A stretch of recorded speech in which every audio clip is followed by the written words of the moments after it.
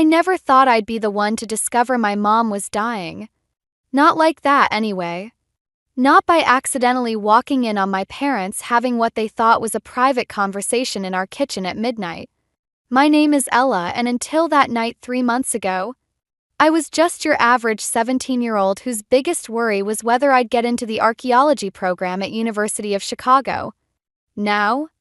Well, now everything's different. I remember exactly how the linoleum felt under my bare feet as I crept downstairs for a glass of water.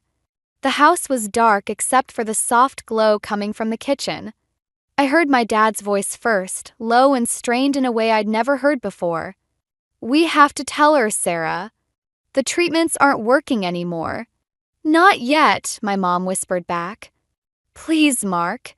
She has her college applications to focus on. Her whole future ahead of her." I froze on the last step, my hand gripping the banister so tight my knuckles turned white. "Sarah, she's going to notice something's wrong eventually. The doctors said 3 months, maybe 4. Stop." Mom's voice cracked. "Just stop." I must have made some sort of sound because they both went quiet. Then Mom's chair scraped against the floor and I panicked, practically running back upstairs.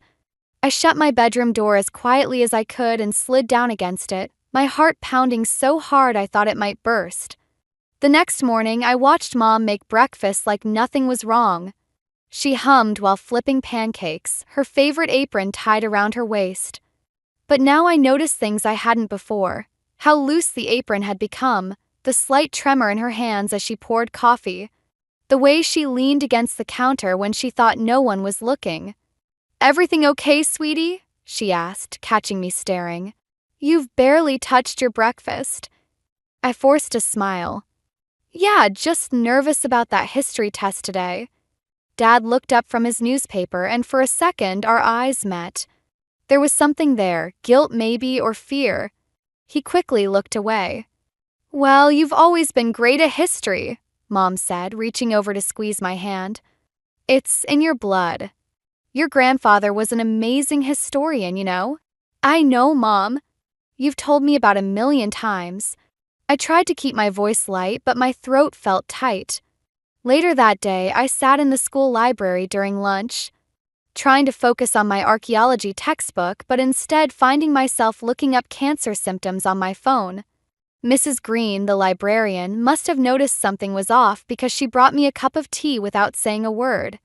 My best friend Maya dropped into the chair across from me. "Okay, Spill. You've been weird all day." I closed my phone quickly. "It's nothing." "Ball," she said, but didn't push further. That's what I love about Maya. She knows when to back off. The rest of the day passed in a blur.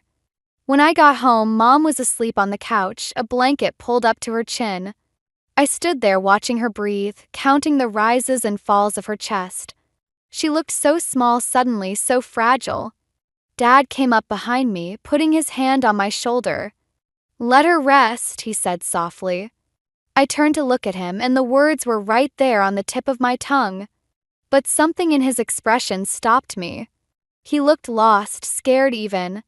In that moment, I realized that maybe he needed to pretend everything was okay just as much as Mom did. So I nodded and went upstairs to my room where I pulled out my college applications.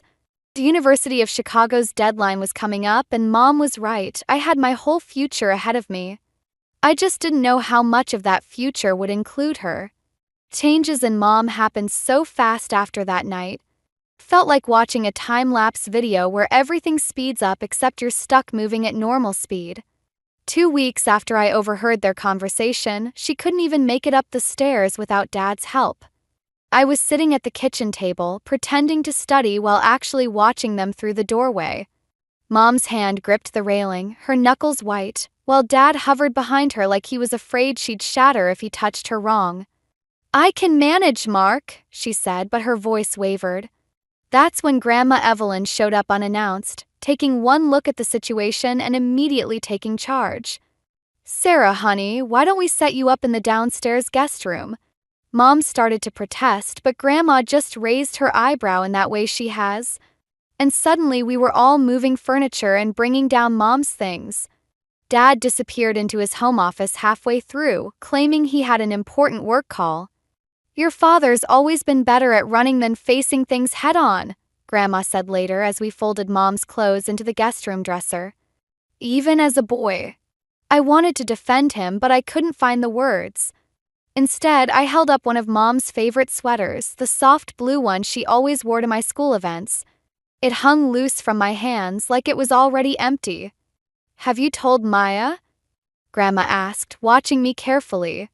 I shook my head. "Nobody knows. Well, except Mrs. Green, I think. She keeps finding excuses to check on me in the library. Sometimes the people who say the least understand the most." Grandma squeezed my shoulder. "Speaking of understanding, when was the last time you worked on those college applications?" "I can't think about that right now." "Yes, you can and you will." Her voice was gentle but firm. "Your mother would want." "Don't." I pulled away. "Please don't tell me what Mom would want." Later that evening, I found Dad in his office, staring at his computer screen without really seeing it. Empty coffee cups littered his desk, and his tie hung loose around his neck. "Dad." I waited for him to look at me. "The hospital called. They moved Mom's appointment to tomorrow morning." He rubbed his eyes. "I have a meeting I can't reschedule." "But you promised." "I know what I promised, Ella." His voice had an edge I'd never heard before. "But someone has to keep working to pay for all of this." I felt something snap inside me.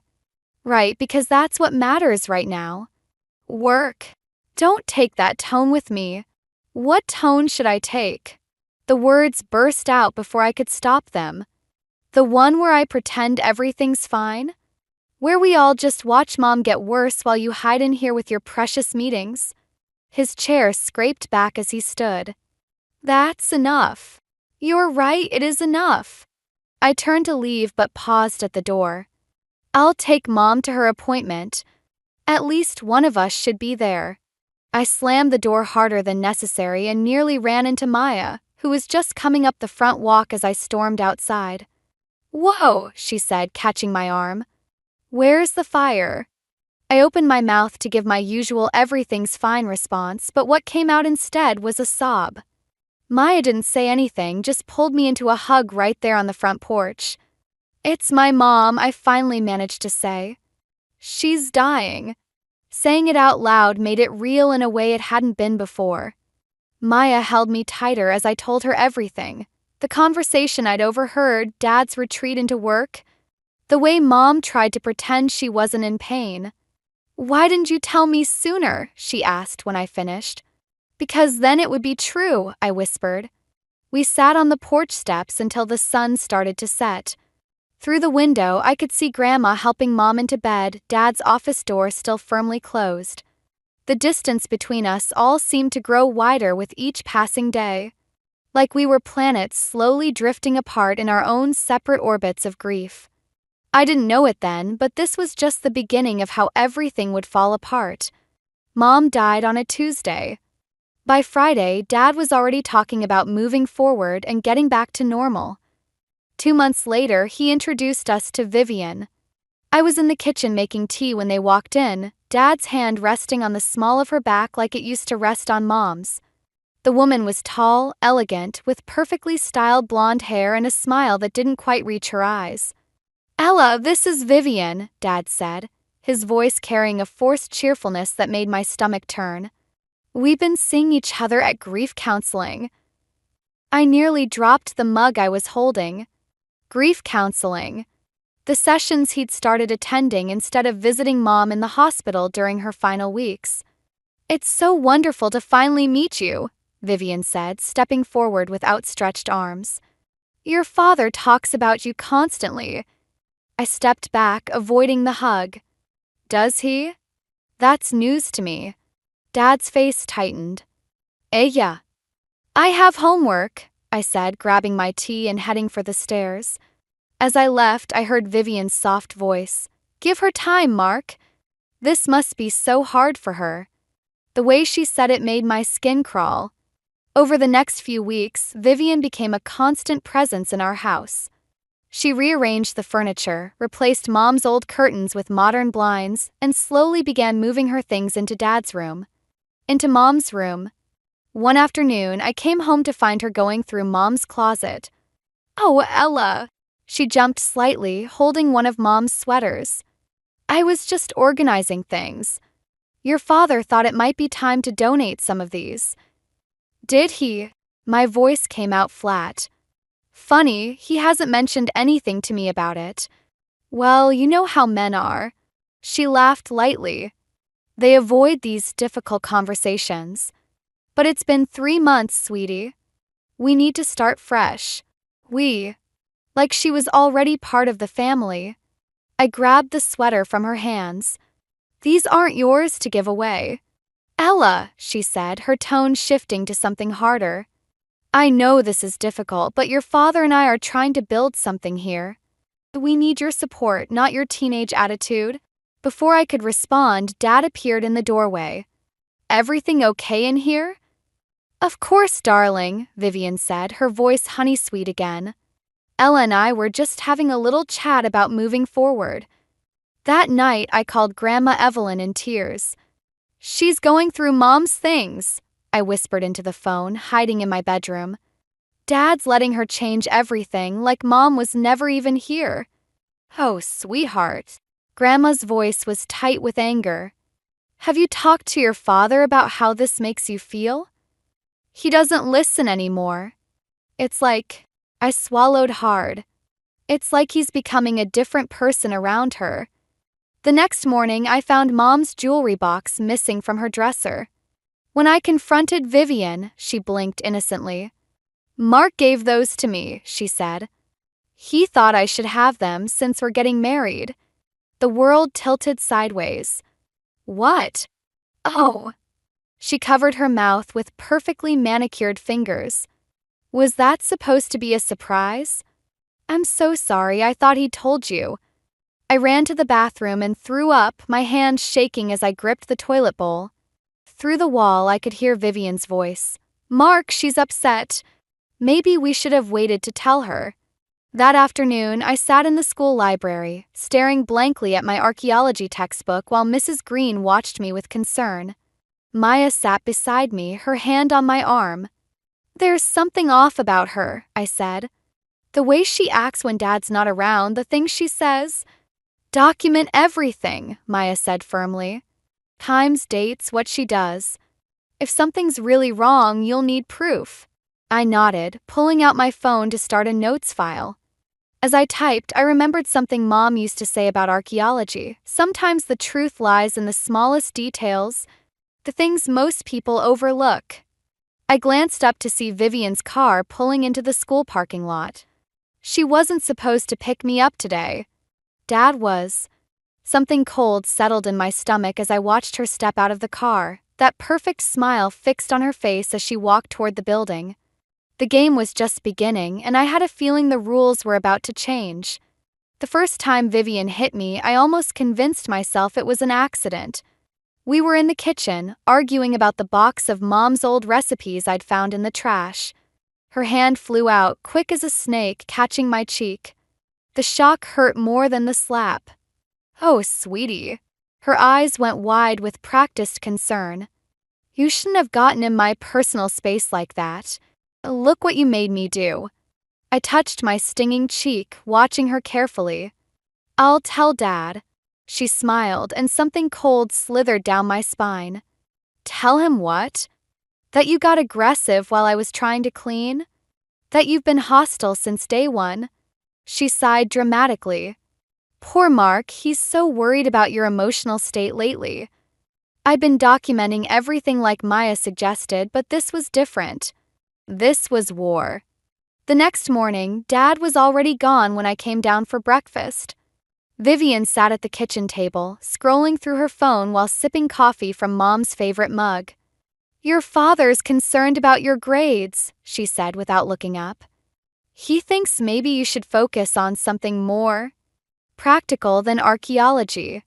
I agree. My hands clenched around my backpack straps. "Really?" because last week he said he was proud of my college applications. Things change. She finally looked at me, her eyes hard despite her sweet smile. Family dynamics change. You understand, don't you? School, I hid in the library during lunch, my hand shaking as I added to my notes file. Mrs. Green appeared with a cup of tea like she always did these days. "Everything all right, Ella?" she asked, her eyes lingering on my cheek where concealer covered the faint bruise. "Fine," I said automatically, then hesitated. "Actually, do you know anything about documenting abuse?" Her expression shifted subtly. "I might have some resources that could help. Hypothetically speaking, of course." That afternoon, Maya and I sat in her bedroom going through my phone's photo gallery. Pictures of Mom's missing things, screenshots of texts from Vivian, dates and times of accidents. "This is seriously messed up," Maya said, scrolling through the evidence. "Have you shown your dad?" "He wouldn't believe me. You should see how he looks at her like she's some kind of savior." I hugged my knees to my chest. "Besides, she's already got him thinking I'm unstable." "What about your grandmother?" Before I could answer, my phone buzzed with a text from Vivian. "Coming to pick you up. We need to talk about your attitude." My stomach lurched. "I have to go." "Wait." Maya grabbed my arm. "Stay here tonight. My mom won't mind. If I don't go home, it'll just be worse later." Car ride was silent. When we got home, Dad's car was in the driveway, unexpected and terrifying. Inside, he sat at the kitchen table with papers spread out in front of him.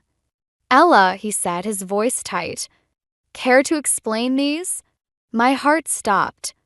On the table were printouts of my college applications, the ones I'd secretly submitted to archaeology programs. "I found them while organizing your room," Vivian said sweetly. "I was so concerned about you going behind your father's back." "You went through my room?" I turned to Dad. "She went through my things." "Don't change the subject," he snapped. "We agreed you'd apply to business schools." This is exactly the kind of reactive behavior Vivian's been telling me about. The betrayal felt like a physical blow. I looked between them, Dad's disappointed face, Vivian's perfectly crafted concern, and something inside me broke. "Mom would have supported me," I said quietly. Dad flinched. Vivian's mask slipped for just a second, showing the anger underneath. "Go to your room," Dad said. "We'll discuss this when you're ready to be reasonable." I ran upstairs, locking my door before pulling out my phone. My hands trembled as I scrolled through my contacts, stopping at Grandma Evelyn's number. A new text from Maya popped up. "Did you get home okay?" Another from Mrs. Green. "Those resources are in your locker whenever you need them." I took a deep breath and pressed call on Grandma's number. As it rang, I could hear Vivian's voice drifting up from downstairs, soft and reasonable, spinning her web around my father.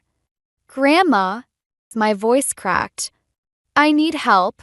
Pregnancy announcement came during dinner, like a bomb dropped between the mashed potatoes and green beans. Dad beamed while Vivian touched her stomach with theatrical tenderness. I focused on my plate, pushing food around while they discussed nursery colors and baby names.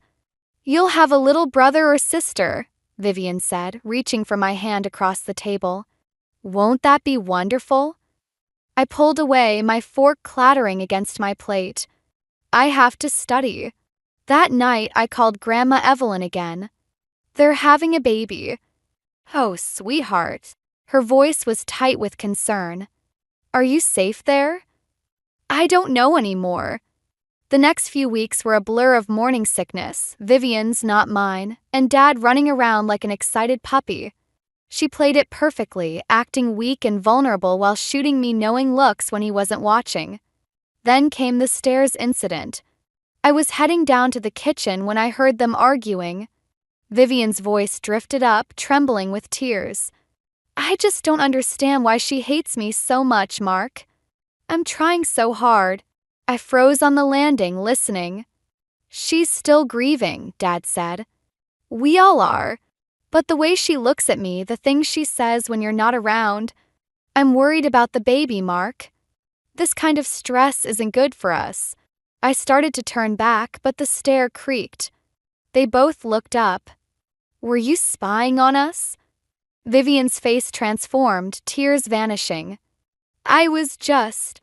She rushed up the stairs, faster than any pregnant woman should move. As she passed me, her shoulder knocked into mine hard. I stumbled, catching myself on the railing. Ella, she screamed, grabbing her stomach. What are you doing? Dad appeared at the bottom of the stairs. What happened? She pushed me. Vivian was crying again, those instant tears. I was just trying to talk to her and she pushed me. I didn't, but Dad's face had already hardened. Go to your room, he said. Now. 3 days later, Vivian lost the baby. The doctors called it a miscarriage, but she had a different story. It was the stress, she told Dad while I listened from the hallway. The constant tension, the way she's been acting. I tried to protect our baby, Mark, but she just wouldn't stop. That night, I found all of Mom's remaining photos removed from the walls. When I confronted Dad, he exploded. Enough, he shouted. Vivian needs peace right now. She needs to heal. Why can't you understand that? Mom needed peace too, I shot back. She needed you, but you were too busy with work. And now you're too busy with her to see what she really is. His hand twitched, and for a second I thought he might hit me. Instead, he just looked disappointed. Somehow that was worse. You're grounded, he said quietly. No phone, no computer except for schoolwork.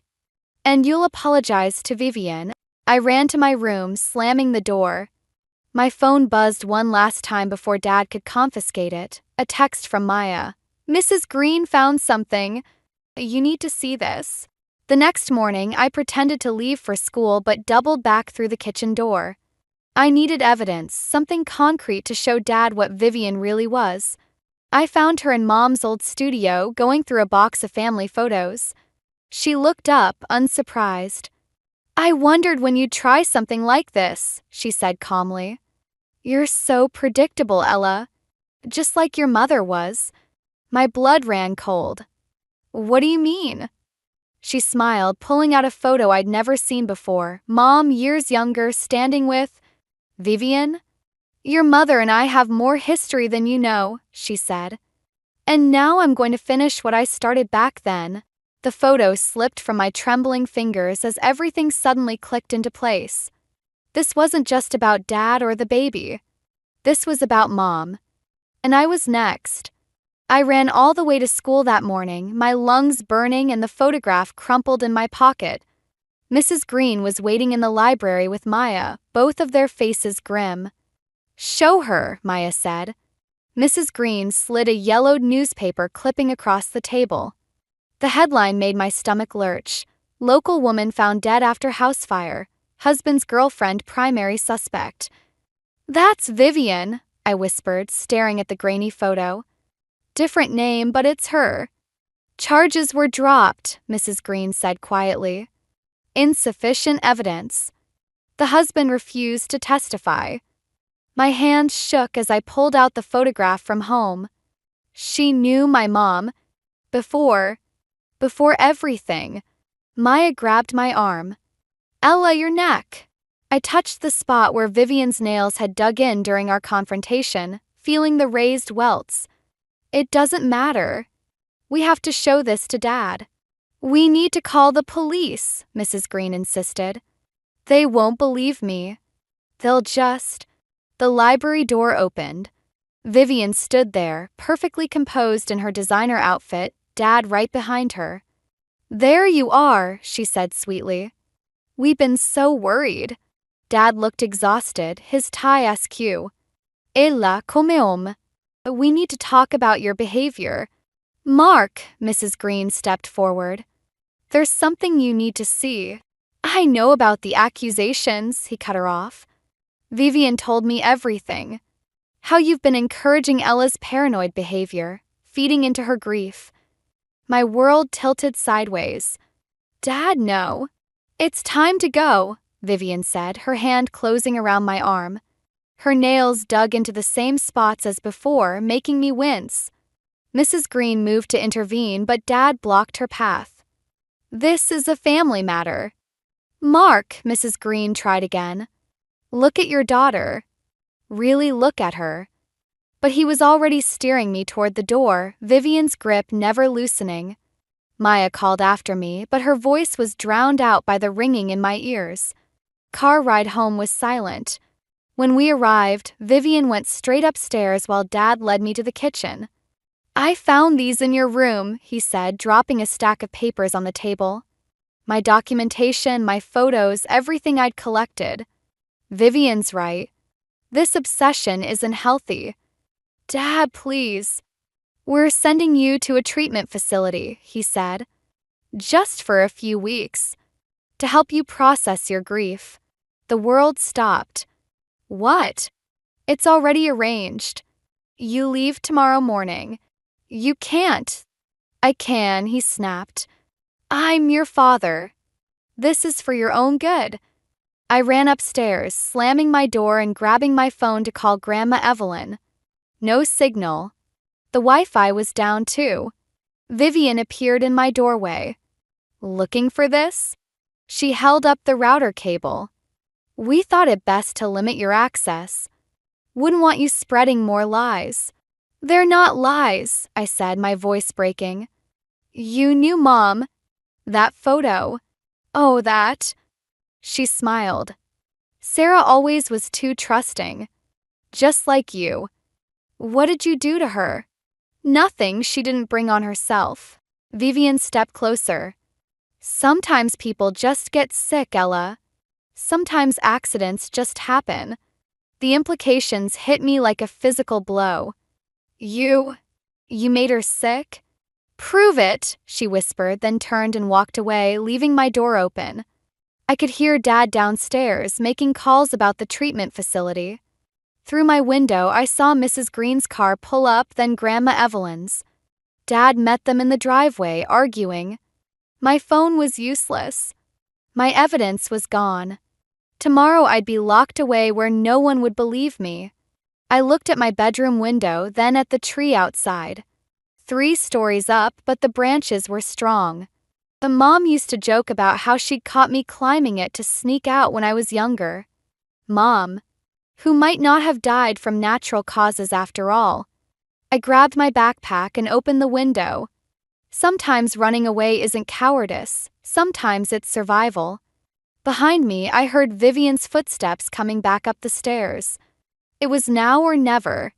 Grandma Evelyn's attic became my darkroom, where I developed the photos from Mom's old camera I'd grabbed during my escape. Most were blank or ruined, but one stopped my heart. Vivian in our kitchen months before Mom got sick, barely visible in the background of a family dinner photo. "Found something?" Maya asked from the doorway. I handed her the photo. 3 weeks had passed since I'd climbed down that tree, since Grandma and Mrs. Green had helped me disappear. Dad's calls had gone from angry to pleading to silence. "Look at what she's holding," I said, pointing to Vivian's hand. A small bottle, half hidden behind her back. Maya's eyes widened. "Is that?" "I found more," I said, spreading out other photos on the table. Different names, different cities. Always the same pattern. She gets close to grieving men with teenage daughters. Then accidents happen. We have to show the police. Not yet. I pulled out my phone, showing her the text I'd received that morning. "Missing your mother's things? Come alone to the house at midnight. Tell anyone and they disappear forever. Ella no." She has Mom's journal. Her real jewelry, not the fake she claimed Dad gave her. I took a shaky breath. "And maybe proof of what she did." Maya grabbed my arm. "This is crazy. She's dangerous. So am I." That night, I slipped into my old house through the kitchen door, still broken from when Dad kicked it last summer. The house was dark except for Mom's studio upstairs. Vivian stood at Mom's old desk, looking through a leather-bound book. Mom's journal. "I wondered if you'd come," she said without turning around. "You're so like her." Same weakness for sentiment. Why did you do it? She laughed softly. Do you know what it's like, watching other women live the life you deserve? Sarah had everything. The devoted husband, the perfect daughter, the beautiful home. Her voice hardened. She didn't deserve it. So you poisoned her. Prove it. She finally turned. Oh, wait, you can't. The evidence is all gone, just like it was with the others. Your father won't believe you. No one will. That's where you're wrong. I pulled out my phone, recording light blinking. Say it again. Tell me how you killed my mother. Her face twisted. She lunged for the phone, but I was ready. We grappled, crashing into Mom's photography equipment. A flash went off, momentarily blinding us both. You stupid girl, she snarled, fingers clawing for my throat. I'll make it look like suicide. Just like I planned before you ran. The studio door burst open. Dad stood there, face ashen, his phone also recording. Behind him, Mrs. Green and 2 police officers. Mark! Vivian's voice instantly transformed, becoming soft and frightened. She attacked me. I heard everything, he said, his voice breaking. I heard what you did to Sarah. She lunged for the window, but the officers were faster. As they led her away, she locked eyes with me one last time. You're just like her, she spat. Weak. No, I said quietly. I'm the one who stopped you. Later, sitting on the porch with Dad, I finally asked the question that had been burning inside me. How did you know to come? Your grandmother, he said, looking older than I'd ever seen him. She showed me the photos you found. Made me really look at them. He turned to me, eyes wet. I'm so sorry, Ella. I should have seen it. Should have protected you both. I thought about Mom, about justice and revenge, about the fine line between them. We can't change what happened, I said finally. But we can choose what happens next. He nodded, understanding. Inside, I could hear Maya and Mrs. Green going through Mom's recovered belongings. Life wouldn't magically fix itself, but for the first time since Mom died, I felt like I could breathe again. Sometimes the best revenge isn't about destroying your enemy, it's about refusing to let them destroy you. 6 months after Vivian's arrest, I stood in Mom's old studio, now converted into my darkroom. The acceptance letter from the University of Chicago's archaeology program lay on the desk beside a stack of photographs, evidence from Vivian's trial, pictures of Mom, memories both painful and precious. Ready? Dad asked from the doorway. I nodded, carefully packing the last of Mom's cameras. The house was sold, we were both moving on. Dad to a smaller place closer to his new therapy practice, me to Grandma Evelyn's until college started. Found this while packing, he said, holding out a worn book. It was your mother's. The journal.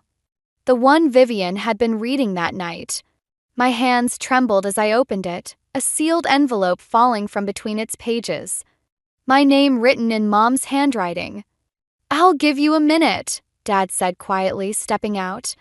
I sat in Mom's old chair, unfolding the letter. My dearest Ella, if you're reading this, then my suspicions about Vivian were right. I'm so sorry I couldn't protect you from what was coming, but I knew you would be strong enough to face it. You always were the brave one. I recognized her the moment she started volunteering at the hospital, the woman who destroyed my college roommate's family years ago. By then it was too late. The doctors couldn't explain why I was getting sicker so quickly. But you, my brilliant girl, you figured it out. Just like you'll figure out your own path in life. Don't let anyone tell you archaeology is just digging up the past. It's about uncovering truth, preserving stories that need to be told. Your story needs to be told. All my love. Mom. Maya found me there later, still holding the letter. Mrs. Green's here, she said. The police want to talk to you about another case. Apparently, your evidence helped them reopen some old investigations. I thought about Vivian's words that night, just like the others. How many families had she destroyed? How many stories needed to be uncovered? In the kitchen, Mrs. Green was showing Dad a newspaper article about Vivian's previous victims. "Their daughters want to meet you," she told me. "When you're ready." "I'd like that," I said, surprising myself. Later, standing in the driveway with the last boxes packed, I watched Dad struggling to lock the front door. He stuck, it always had. "Here," I said, showing him the trick Mom had taught me. "You have to lift and turn at the same time." He smiled, a real smile that reached his eyes. "When did you get so wise?" "I had good teachers." Grandma Evelyn pulled up in her car, Maya riding shotgun. They'd insisted on helping with the move, on being there for this final goodbye. "You know," Dad said as we walked to our separate cars, "your mother would be proud of you, not just for stopping Vivian, but for staying true to yourself. The archaeology program, the photography." "I know," I said, thinking of Mom's letter. "She always was." As we drove away, I watched our house disappear in the rearview mirror. Place where I'd learned about loss and betrayal, but also about strength and truth. Where I'd learned that sometimes the most important discoveries aren't artifacts buried in the ground, but the stories buried in plain sight. Maya turned around from the front seat. "You okay?" I touched the camera hanging around my neck, Mom's old one, the one that had helped expose Vivian's truth. "Yeah," I said. "I think I am." That evening, developing photos in Grandma's attic-turned-darkroom, I found one last shot from that final confrontation with Vivian. The accidental flash had captured something remarkable, her mask slipping, revealing the desperation beneath. A reminder that sometimes the most dangerous monsters are the ones who look most human. I pinned it to my wall alongside Mom's letter and my college acceptance. 3 pieces of a story that wasn't quite finished, because the best stories never really end, they just become part of who we are. Tomorrow, I'd start packing for college. Tonight, I had photos to develop, truth to uncover, and a mother's legacy to honor. After all, that's what archaeologists do. We piece together the past to understand our present and maybe, just maybe, to build a better future.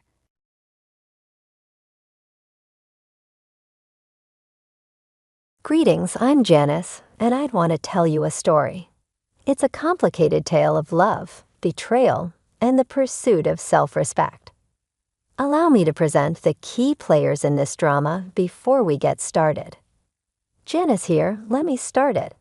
Some could consider the family I came from, who were wealthy, to be privileged. It appeared to the outer world that I had it all, a life of luxury from the beginning. Nonetheless, I was raised to value perseverance and earning my own money, as opposed to depending on income from family. In the field of engine additives, my father built a prosperous empire for himself by taking a small niche and turning it into a booming enterprise. With the same level of diligence, my mother established her network of profitable beauty salons and rose to prominence in the field. When I was 21, they divorced, and it was done gracefully. They kept their relationship intact and divided their assets equally, which was no easy task. My father made the decision to be alone in order to focus on his company and cherish his freedom. My mother remarried in the interim, but I remained her only child. And then there's my husband, Matthew, who turned out to be the impetus for a major life turnabout. We were married not long after I completed my undergraduate education and started working as a music teacher for excitable kids, which was my dream job. All was oak until I became pregnant, at which point Matthew's real colors showed through. Matthew suddenly made the unexpected suggestion that I give up my career and remain at home with the baby one lazy Sunday while he was lounging on the couch. He answered indifferently, "Why don't you just quit your job and stay at home? We'll manage." I was taken aback. His pay wasn't enough to make me quit, and I had a strong interest in what I did. With a sly smile, Matthew waved away my worries, saying we could rely on my father's riches. His presumption that we could merely use my parents' riches enraged me. He had made references to it before, but talking about it in such a casual way was insulting. He brought it up again over a meal with his parents, which further exacerbated the issue.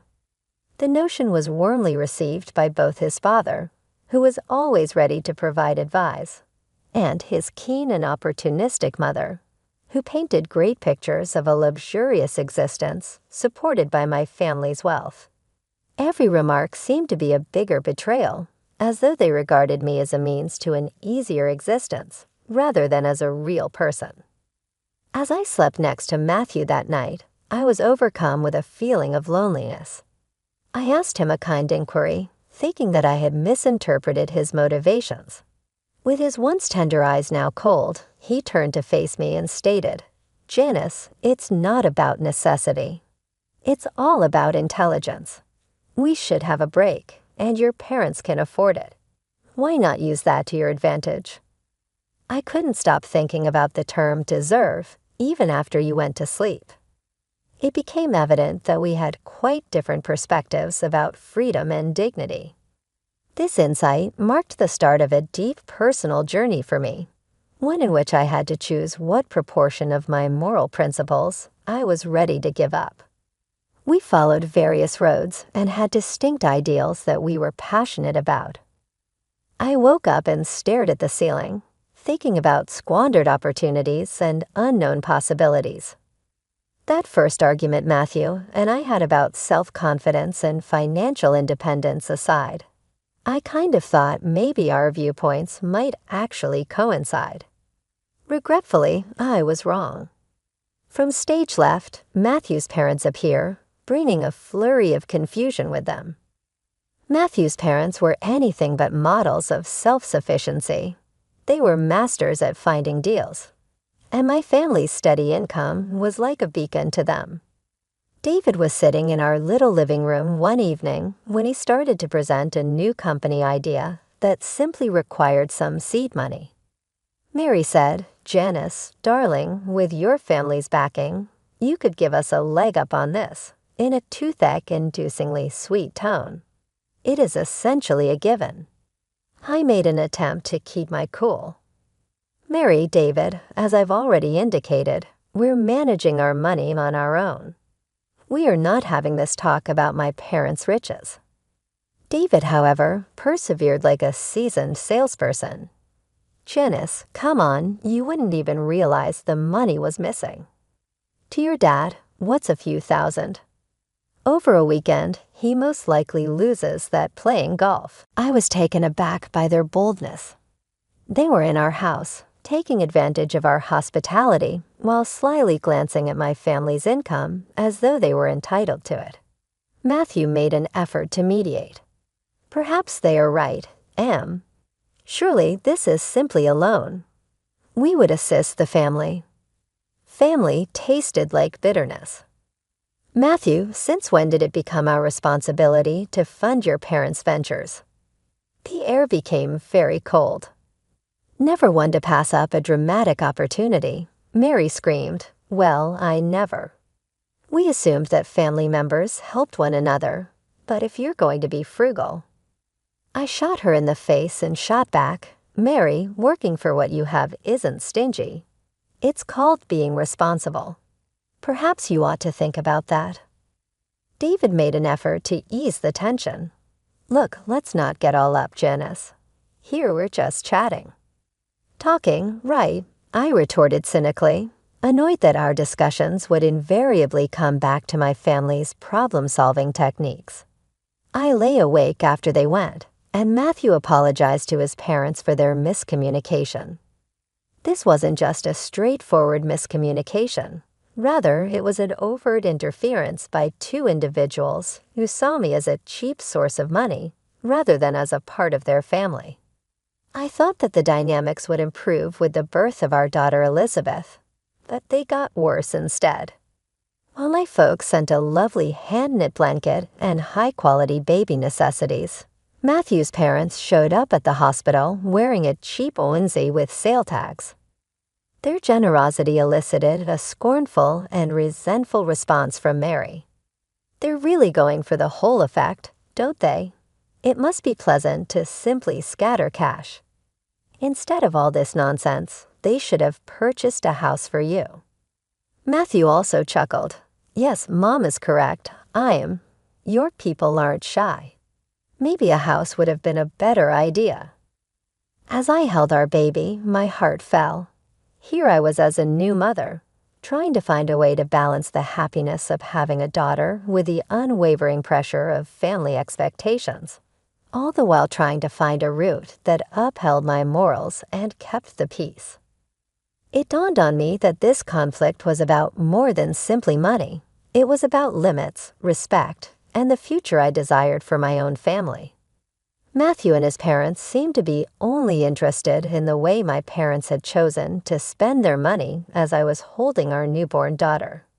Hearing Matthew repeat his mother's mercenary ideas hurt. It got me thinking, was our kid simply another means of obtaining financial advantage in their eyes?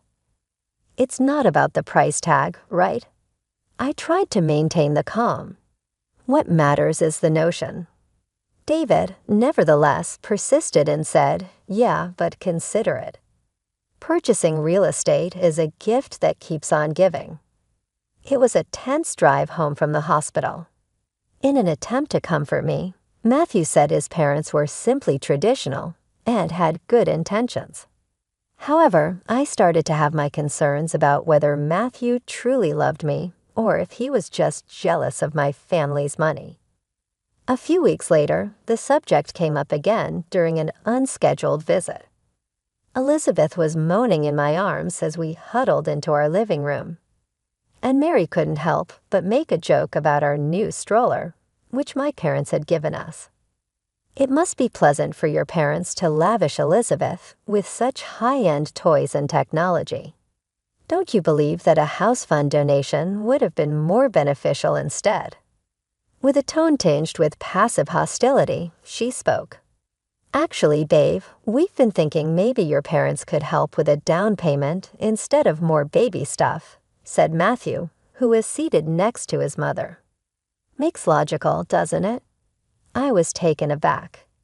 Not only were Matthew's parents unyielding, but now Matthew was parroting their ideas and using the birth of our daughter as a bargaining chip. I got the impression that I was imprisoned in a warped world where financial prosperity superseded family and affection. Is that, Matthew, what this is all about for you? Getting money from my parents? I was unable to hide the anguish in my voice. I thought we were in this together, for better or worse, not for richer or poorer. Mary only scoffed. Well, when your wife's parents are wealthy, it's only practical to think about these things, while Matthew was surprised. The terrible reality struck me as I lay awake with Elizabeth, soundly asleep next to me after they had left. My marriage and family seemed like a transaction, with me acting as the cash. The years that followed were quite the ride. Elizabeth developed into a lively 4-year-old who was full of joy in life. But life had other plans. It was my mother first. Her mishap was unexpected and catastrophic. I was overcome with sadness and found it difficult to keep myself composed for Elizabeth's benefit. However, Matthew's first question to me was, "So how much are you getting from your mom's will?" rather than inquiring about how I was handling things. It felt like a slap in the face. My mother hadn't even been laid to rest, and here he was, eyeing her legacy like a vulture. According to my mom's will, I inherited the beauty salon chain. I knew nothing about running a business, but Matthew was eager to step in. "Babe, let me handle this." "You know I've got a knack for business," he offered with all his usual confidence. Lost in my grief, I allowed him to take the lead, though I ensured the ownership papers stayed in my name. I hoped, perhaps naively, that he might turn things around for us. Then barely a year later, my father passed away from a heart attack. Losing both my parents in such a short period shattered something inside me. I needed Matthew more than ever, yet I was beginning to understand that our views on money, support, and family were worlds apart. The day after my father passed away, I was reeling from the loss, hoping for some semblance of sympathy, or at least a respectful silence from Matthew and his parents. Unfortunately, that was not to be. As soon as they walked through the door, David barely hid his excitement, eagerly speculating about the inheritance.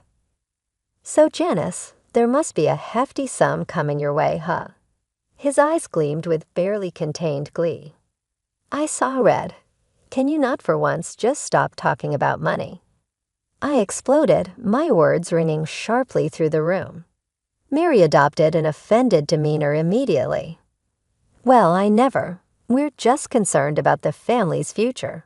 No need to be rude." Matthew attempted to smooth things over as usual. They're just curious.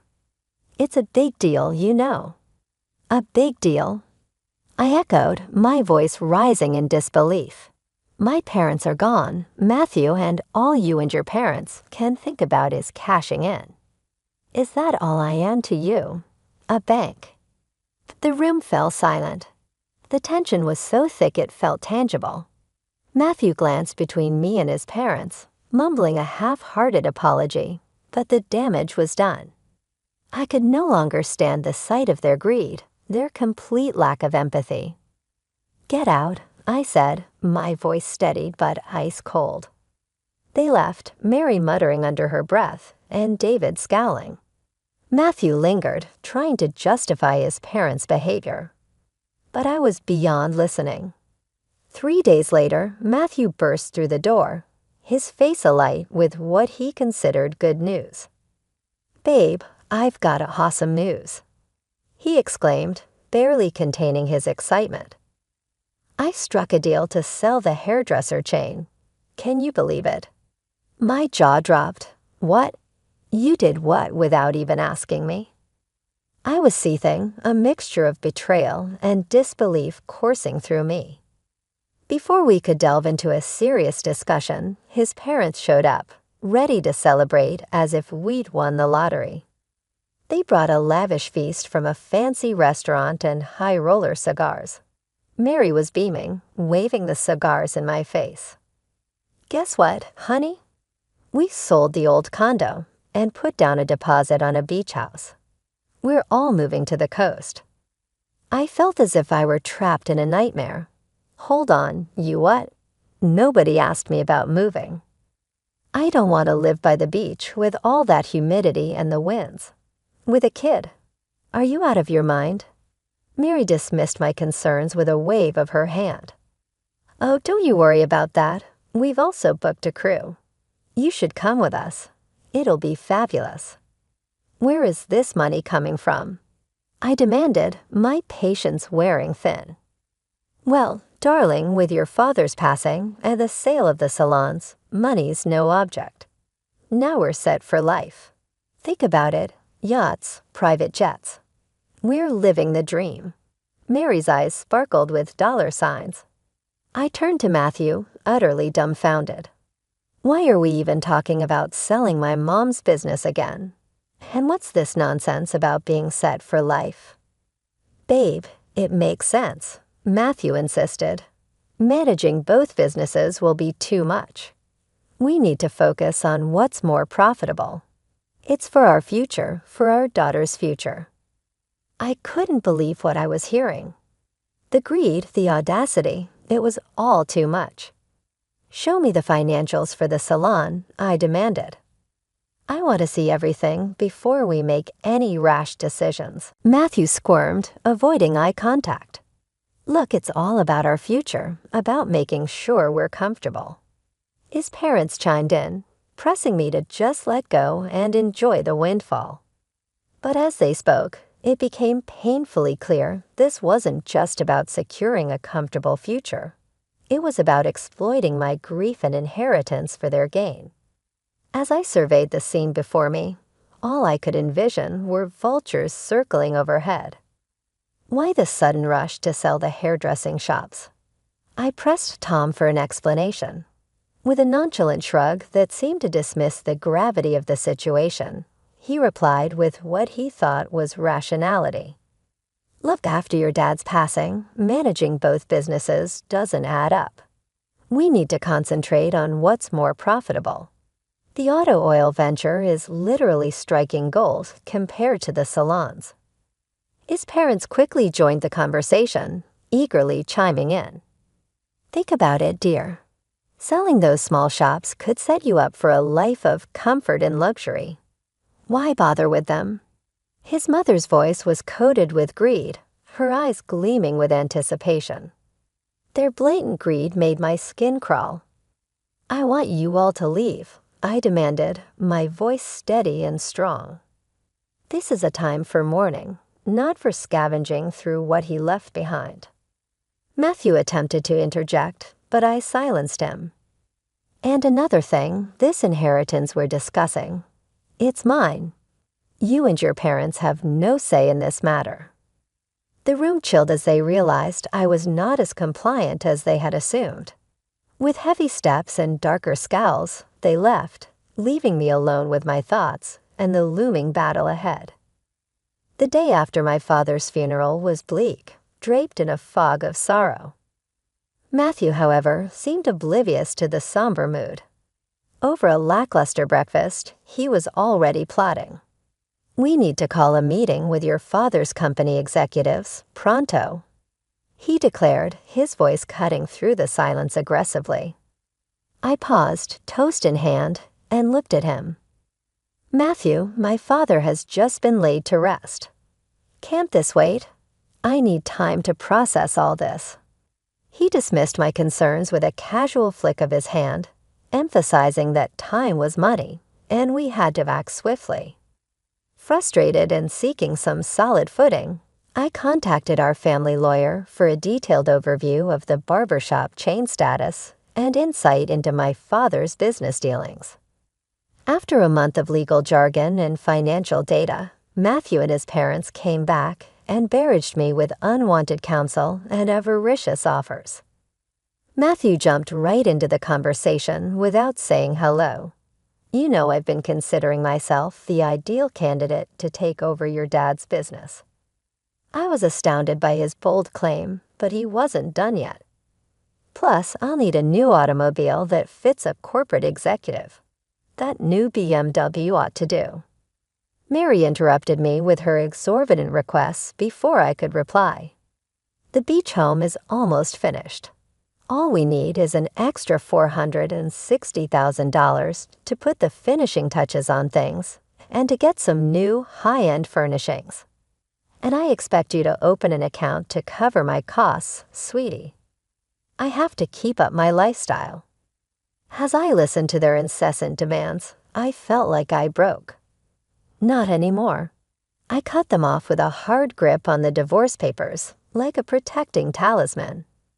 I arranged the documents on the coffee table in front of Matthew and said, "Matthew, we need to talk." His expression etched with uncertainty, he took them up. His voice quivering, he managed to ask, "What's this?" "Divorce papers," I declared, making sure every word was precise. "The business has been audited by me. You've drove it to the verge of collapse, Matthew." When I challenged Matthew over our company's management, his expression fell, resembling a youngster who has been wronged. His justifications were as flimsy as his declining self-esteem as he stumbled. I was trying to make things better. Make it better by letting go of our best employees and ignoring the things that really helped the company succeed. Fueled by a strong mixture of betrayal and rage, I shot back, raising my voice. Ever the meddler, Mary was powerless to resist butting in. Now, let's not forget that he has a right to half of everything. After all, marriage ties assets together. Even though it was a sad chuckle, I couldn't help but laugh. Nice attempt, but until I made the grave error of marrying your son, everything has been in my name. I don't give him anything.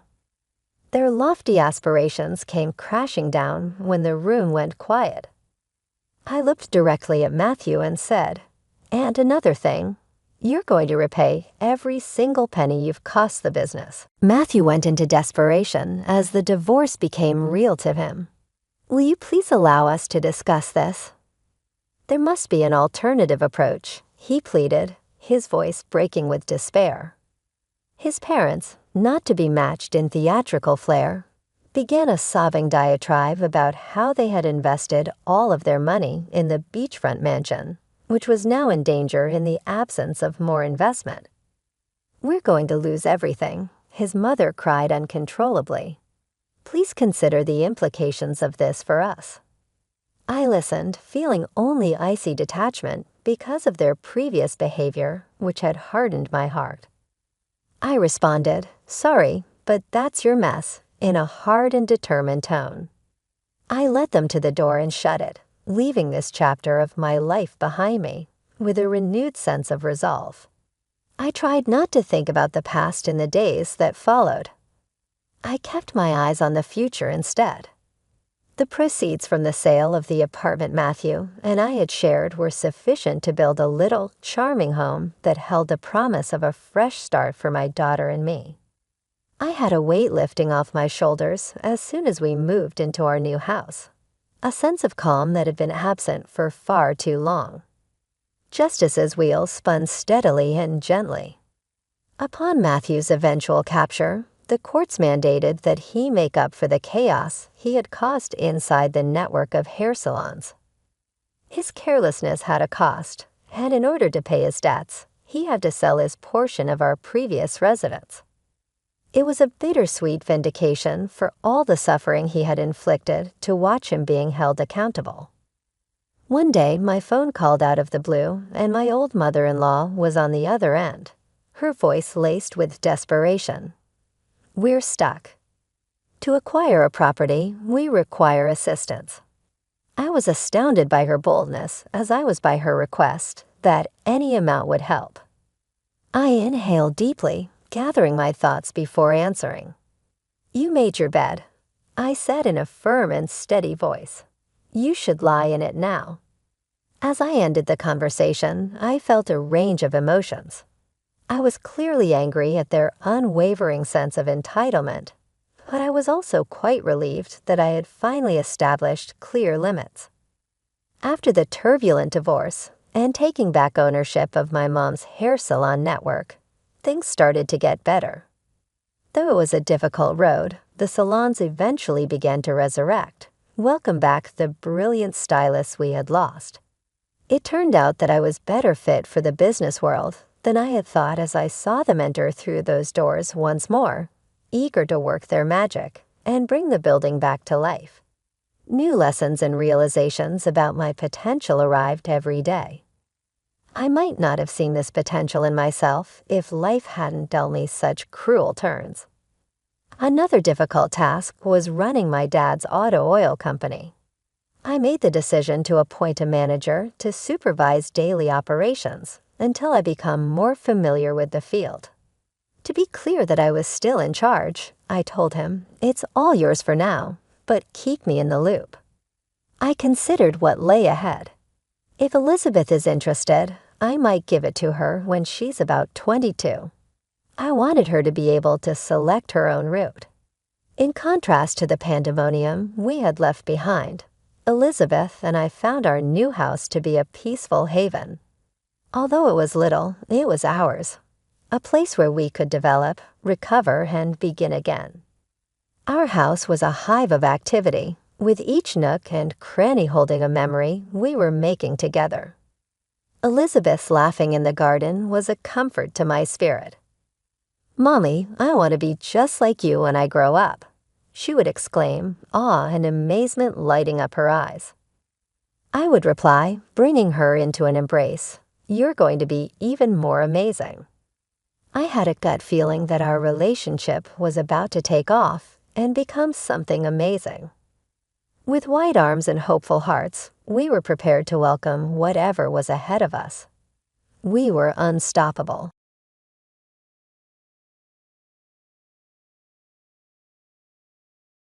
With a harsh voice, my mother-in-law confronted me and said, "I know you cheated. Give the property to the divorced as alimony." However, my mother-in-law is illiterate. She has no notion who should be paying alimony in the first place, and she doesn't even identify the man who is standing directly in front of her. I showed the lawyer what was on my phone in order to tell the truth. Observe this. The roles will now reverse. Hannah is my name. Ethan and I have been wed for 3 years. I married him because I was drawn to his goodness and gentleness. Ethan's mother lavished affection on him as an only child, and it now appears that he has many spoiled behaviors. It was evident how much his mother had spoiled him after we were married. The greatest food must be served at the wedding. He mentioned it as we were getting ready for our wedding. However, if we increased the food, we would go over budget and would have to make other cuts. Ethan, I get it, but we also need to consider the budget, I said. This time, let's drop the food grade somewhat. I told him that, and he seemed genuinely unhappy. As soon as my mother-in-law, Heather, noticed his annoyance, she stepped in. Hannah, what are you talking about? It makes perfect sense for us to choose the greatest cuisine, as Ethan mentioned. Heather consistently takes Ethan's side in situations like these. However, how is the budget doing? We may just make savings elsewhere, such as on the wedding gown or decor. Then, with a worried face, Ethan added his own solution to the dilemma. Mom, hold on. We absolutely shouldn't lower that budget, since the venue would look awful if we save on the decor. Heather concurred with him right away. You're accurate. How wise you are, Ethan. Thus, we will just need to reduce Hannah's outfit budget. Indeed, that does make sense. Furthermore, Hannah looks amazing in everything.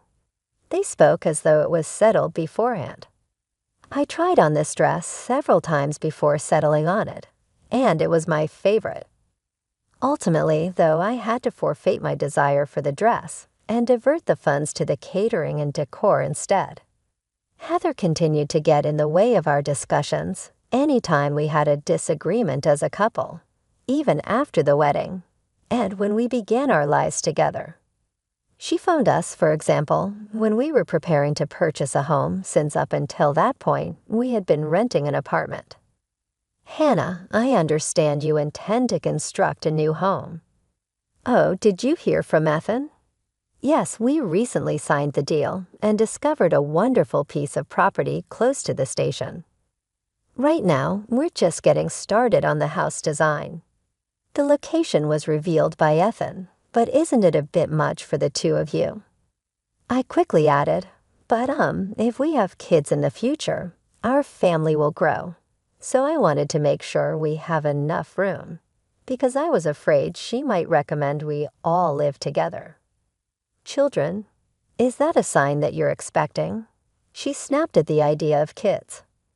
Well, I was referring to a future date. Don't raise false expectations in my mind. I know I can rely on Ethan to take care of things, even if you decide to construct a new home. Hannah, please watch out so that you don't become too involved. Yes, I do comprehend. I sighed deeply as I immediately hung up the phone after responding incoherently.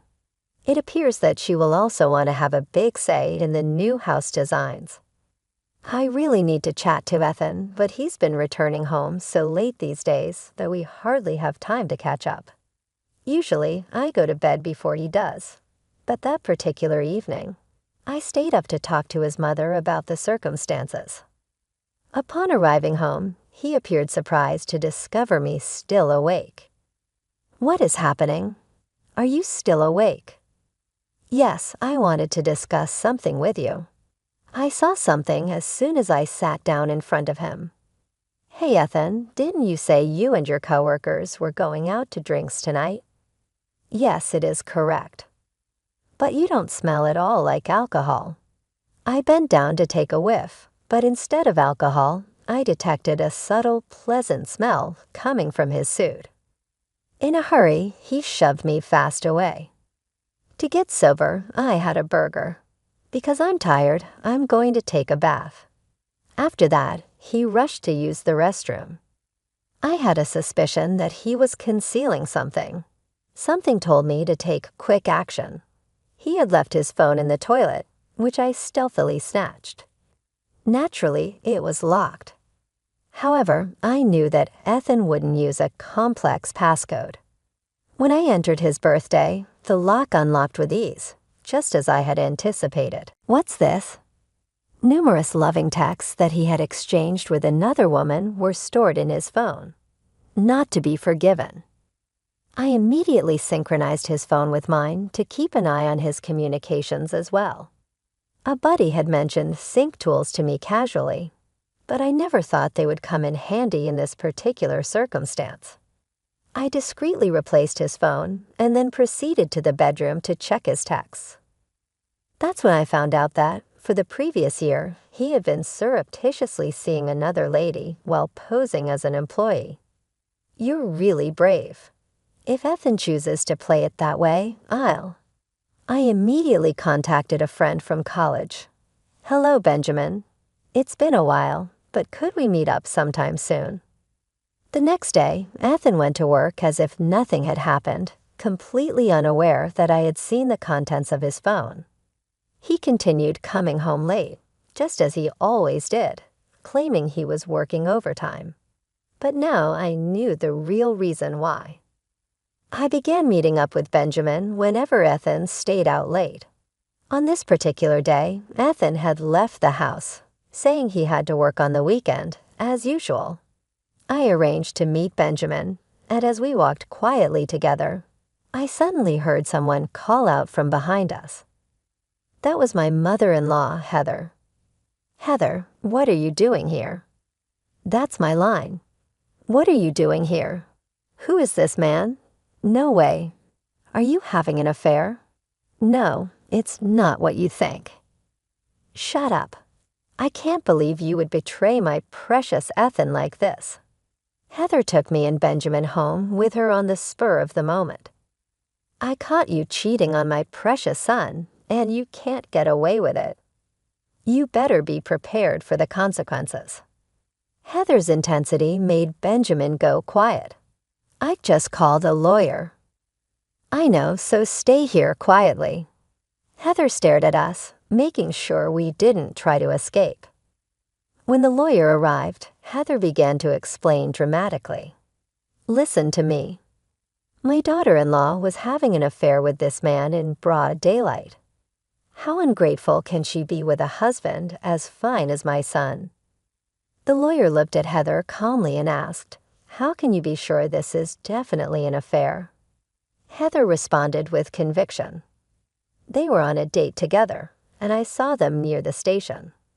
It's obvious they were sneaking around wearing hats and sunglasses near the station.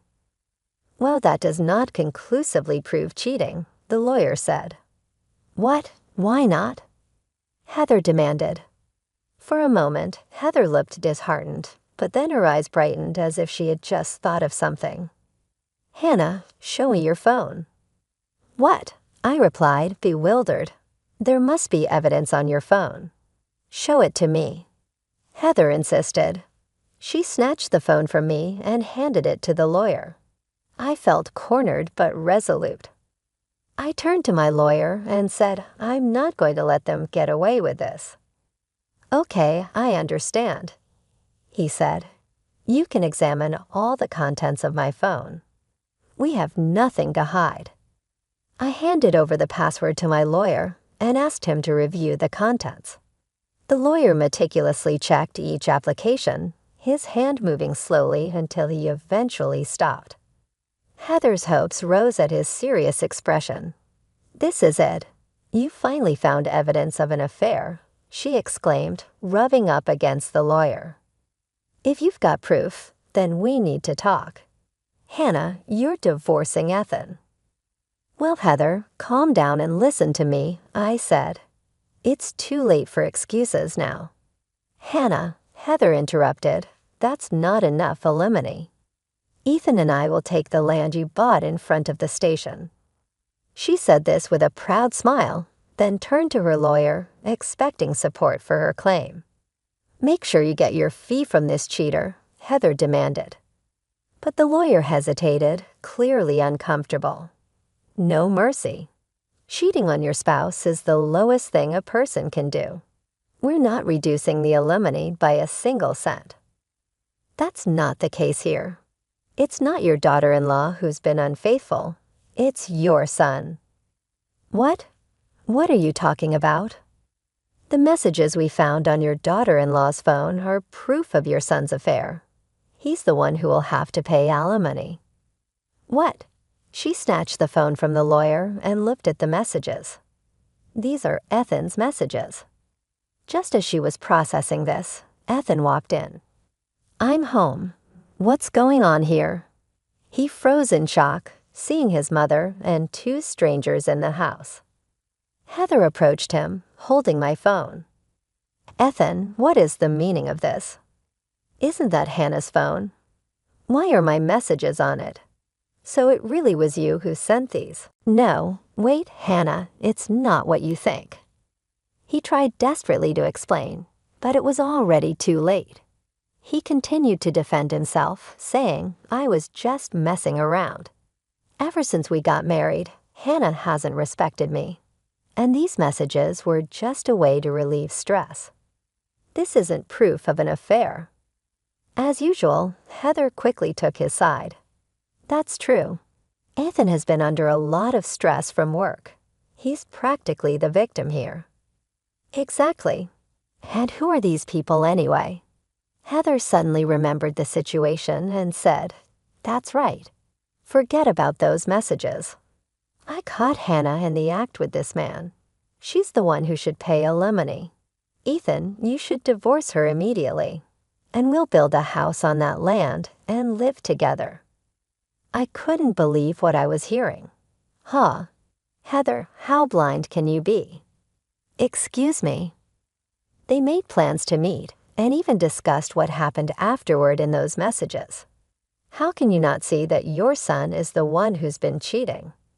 So what? That doesn't give you the right to cheat too. Even if Ethan did cheat, you're just as guilty. Unlike Ethan, I have nothing to hide. Then who is this man? You wouldn't be sneaking around in disguises if you weren't cheating. You're wrong. He's a private investigator. We went to college together, and he's been helping me gather evidence of Ethan's affair. Finally, Benjamin spoke up. Ideally, I should have done the investigation alone, but Hannah insisted on being there to see the affair with her own eyes. Since getting spotted by her husband would have blown our cover, I had her wear a disguise. Normally, private investigators don't use such obvious disguises. Hearing this, Ethan turned pale. A private investigator? How long have you been watching me? I looked at Ethan and said, Since the day you came home smelling like perfume.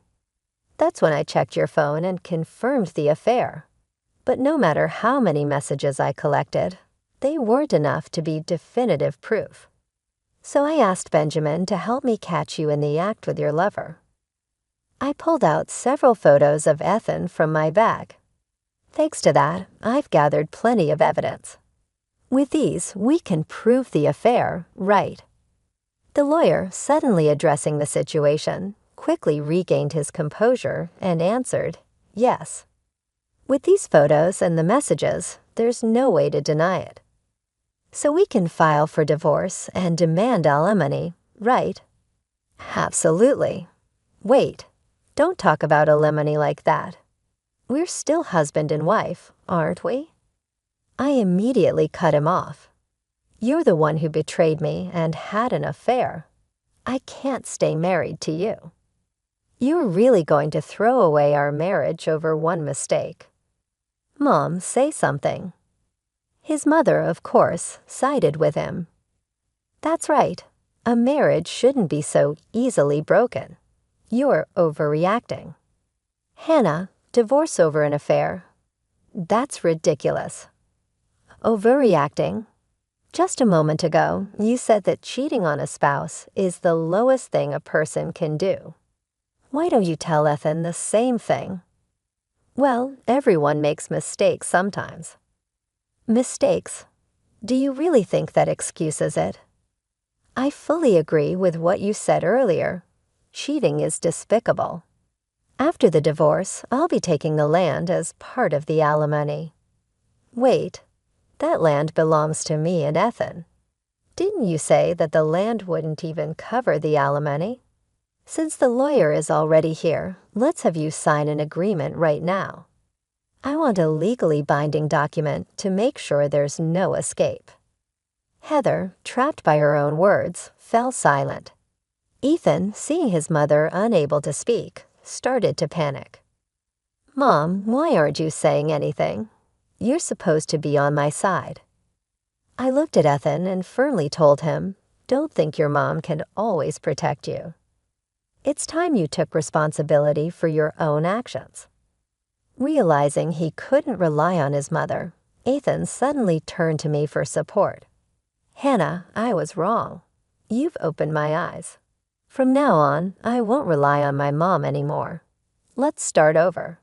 Excuse me. What on earth are you thinking? I didn't go through all the trouble of disguising myself and gathering evidence just to wake you up. I did it to make sure the divorce goes smoothly. I collected evidence to ensure I get the alimony you owe for your affair. So you don't love me anymore? Of course not. How could I love someone who cheated on me and betrayed my trust?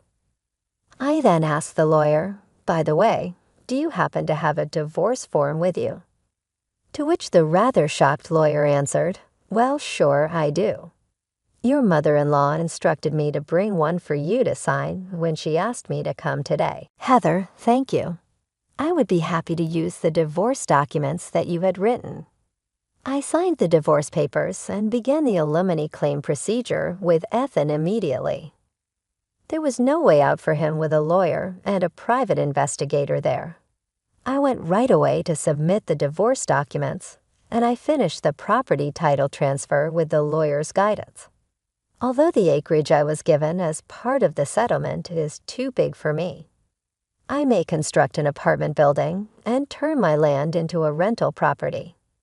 We should be grateful that Ethan's affair was discovered before we began construction on the house. It appears that Heather finally realized how mistaken her parenting of Ethan was over this entire situation. She brought him back into her house after the divorce and began treating him with a strictness that was very different from how she had previously handled him. These days, my ex-husband has turned into a man who is always concerned about what other people may think of him. That suggests that his partner in the affair has probably already become disinterested in him. He likely doesn't have time to date anyone anyhow because Heather is constantly keeping an eye on him at home. Given Heather's tendency toward obsession, it will take her a while to come to terms with her errors. I realize I didn't need to punish Ethan at all when I consider his future, where he would be enslaved to his mother. From my perspective, this encounter has strengthened my bond with Benjamin. Benjamin hasn't married yet since he finds it difficult to trust individuals after witnessing their darker aspects. Maybe as a result of the fact that I still have trouble trusting men, we both recognize the need of learning from our past failures. I may really need to start again with someone like Benjamin. I can now look forward with hope at last.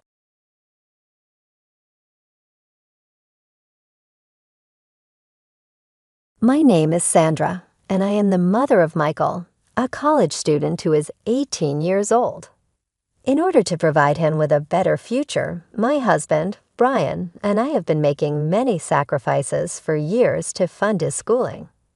These sacrifices have included foregoing holidays and making every effort to restrict our budget. We live in a small but comfortable house that was my grandmother's before she went into a nursing facility. I oversee the front desk at a doctor's office, while Brian works at a nearby hardware shop. We lead a straightforward, uncomplicated lifestyle that works perfectly for us. It was a typical Thursday afternoon, the sun positioned perfectly in the sky, hinting at the weekend ahead, when Brian's phone interrupted the peace. I was preparing dinner, my thoughts split between the meal and our budget, when I heard him answer the call with a concerned, "Hello." Mom, slow down. What's wrong? As I watched him pace back and forth, his face drained of color. The call ended, and he collapsed onto the sofa, looking utterly deflated. "It's my parents," he said.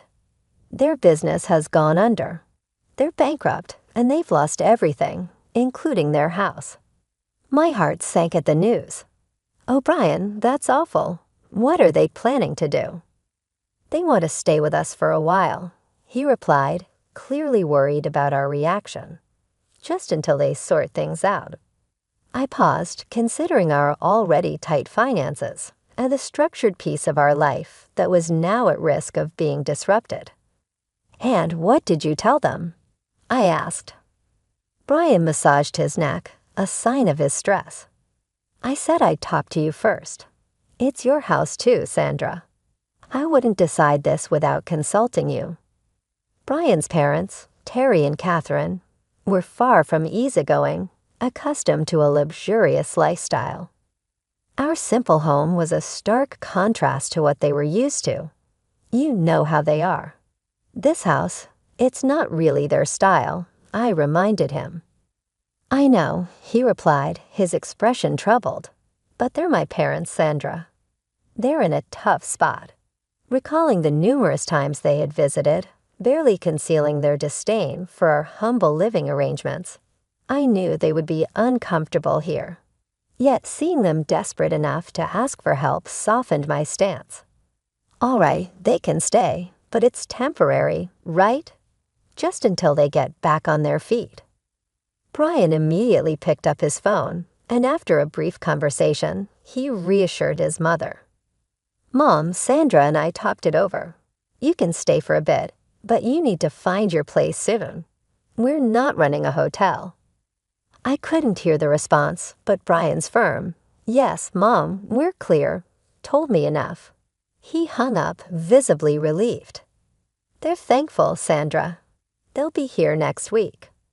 Last week, we told Brian's parents they could stay with us temporarily, and today they were moving in. I stood on the porch, my heart sinking slightly as two large moving trucks rolled up the driveway. Brian, managing a forced smile, directed the unloading process like a parking lot attendant. Terry was the first to emerge, slapping Brian on the back with a grin as if he'd just won the lottery. Catherine approached me next, her perfume overwhelming, as she planted a kiss on my cheek that felt scalding. "You're an angel for letting us invade like this," she said. I managed to smile, my eyes shifting nervously to the mountain of belongings being unloaded, a tangible sign of the upheaval to come. As Catherine and the movers unloaded what she referred to as just the essentials from their moving trucks, I couldn't help but gape at the array of furniture and boxes that seemed to flood our modest front yard. "Is this all just essentials?" I mumbled under my breath, trying hard to keep my tone light. "Oh yes, just the basics for now," Catherine responded nonchalantly, waving her hand as if the mountain of belongings wasn't overtaking every inch of space. I bit my tongue, wondering what they had left in storage and if these were the items deemed necessary for their temporary stay. Brian caught my gaze, and I could tell he shared my concern. "Let's just try to get all this inside," he murmured partly to himself, his tone a mix of resignation and disbelief, as Terry and Catherine directed the movers with a precision that seemed better suited for a luxurious estate than our simple home. The movers struggled past with armchairs, an endless number of boxes, and even a grandfather clock. "Right there, that's perfect." Terry directed them to place the clock as though it was the most natural addition to our living room, which was quickly disappearing under the influx of their possessions. I pulled Brian aside as the movers took a moment to catch their breath. "Brian, this is madness. They've brought enough stuff to furnish an entire house. Where are we supposed to put all of this?" Brian rubbed his temples, a sign of his growing frustration. "I know, Sandra. I'll talk to them, I promise. Let's just get through today." As the movers resumed, our ground floor transformed into a cluttered showcase of Terry and Catherine's old lifestyle. Every corner was filled, every space overtaken. By the time the movers left, our once cozy living room resembled more of a storage unit than a family space. Dinner that night felt like navigating a labyrinth. We barely managed to uncover the dining table beneath all the clutter. Terry and Catherine seemed completely oblivious to the chaos, blissfully chatting about their journey as Terry opened a bottle of pricey French wine. "Sandra, you really should try this," he insisted, pouring a glass with a flourish. "Thank you both so much for having us," Catherine added sweetly, her voice almost too sugary as she continued. "It's just until we find our feet." Brian, clearing his throat nervously, attempted to set some boundaries. "Yeah, about that. We need to talk about some ground rules." Spaces tightened. "Oh, don't worry about it, son," Terry interrupted with a dismissive wave. "We'll manage just fine, won't we, dear?" He smiled at Catherine, who nodded enthusiastically, looking around at the invaded space, the piles of boxes, the ostentatious ornaments displacing our simpler decor. I wasn't so sure about that. Adjusting to life with Terry and Catherine was proving to be more challenging than I'd anticipated. A few days later, as we settled into a new sort of routine, another challenge emerged.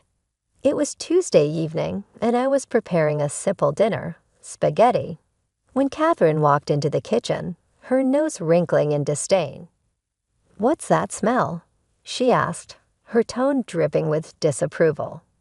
"It's dinner," I replied, striving to keep my voice calm. "Spaghetti." "Where's the meat?" "The fresh herbs?" she scoffed, peering over my shoulder with a critical eye. Brian, hearing the commotion, came in, drying his hands on a dish towel. "What's the problem?" "The problem, Brian, is that we're expected to eat this." Catherine gestured dramatically towards the pot of simmering sauce as though it were unsavory. Taking a deep breath to maintain my composure, I explained, "It's what we usually eat. We can't afford steaks and fancy meals every night." As tensions flared in the kitchen, Brian intervened, his expression stern. "Mom, this is Sandra's home too, and this meal is what we normally eat. If you prefer something else, feel free to cook it yourself," he said firmly. Catherine's eyes narrowed as she retorted. The stark difference was not just in our meals, but was etching a deeper divide between us.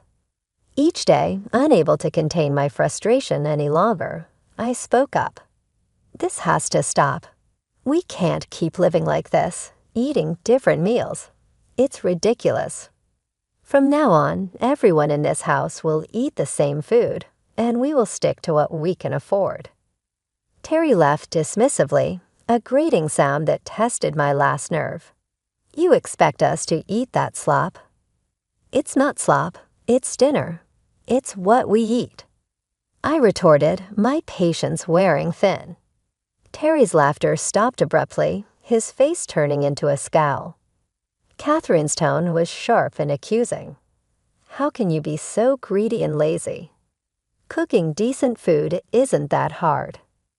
They both turned to Brian, their expressions full of expectation, as if prompting him to side with them. That was the final straw for Brian. He slammed his hand down on the table, causing the plates to clatter. "First off, this is Sandra's house as much as mine, and you will treat her with respect," he declared, his voice resonant with authority. Catherine's eyes welled with tears, her voice quivering as the impact of Brian's words sank in. "I never thought I'd see the day when you, my son, would shout at me like that." Terry's frustration had reached a boiling point as he stood there, pointing his finger accusingly at Brian. "Look at you, completely whipped and following her every command. Is this really who you've become?" I maintained my composure, though my heart raced. "Enough. This conversation is finished. From now on, no more lavish spending on steaks or seafood. We all eat the same simple meals. Their stares could have frozen the room in that moment of stillness. Then silently, Terry and Catherine pushed their chairs back and left the table. Brian and I sat back down, enveloped in the heavy silence. He reached out and squeezed my hand. "I'm sorry it came to this," he said. I nodded, feeling the burden of the evening's events.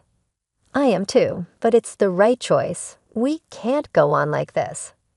After the dinner blow-up, the atmosphere at home cooled, but only superficially. Terry and Catherine were noticeably quieter, but their silence had an underlying tension that kept me on edge. I sensed they weren't ready to accept the new household rules without a fight. A few days later, as I was cleaning up from a simple lunch of sandwiches, the doorbell rang. I dried my hands on a towel and walked to the front door, expecting a delivery or a neighbor.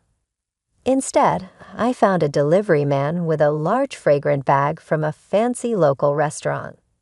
"Delivery for Sandra," he announced, checking his clipboard.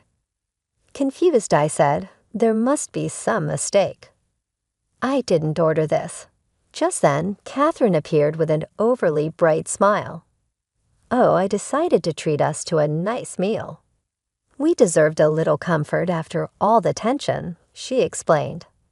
I took the bag with hesitation. "Catherine, we discussed this. We're cutting back on expenses." She avoided my gaze, shrugging. "I thought it was on your tab, dear. My mistake." Brian entered from the kitchen, catching the tail end of our conversation. "What's going on?" he asked. "Your mother thinks we deserved an expensive lunch," I replied, the weight of the bag suddenly feeling even heavier. Brian's expression darkened. "Mom, we agreed no more of this." Terry's voice boomed from the hallway.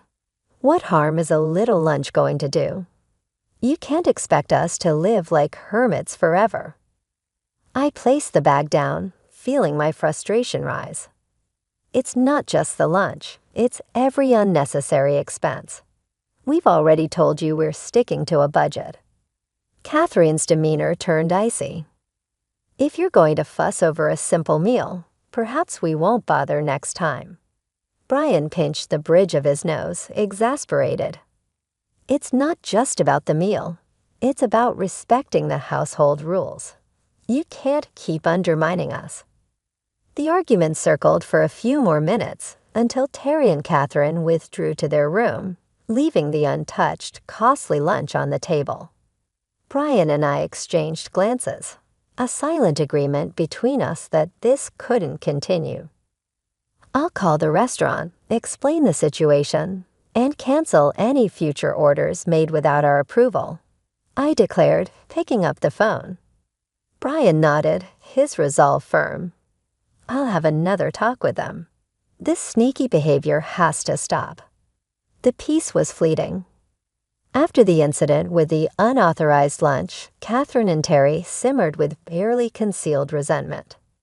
The tension was palpable, and it felt as though you could slice through it with a knife. One evening, while I was washing dishes, the calm shattered once more. Brian had just come in from the yard, looking tired. I was about to ask him about his day when a sudden crash from the living room had us both sprinting to investigate.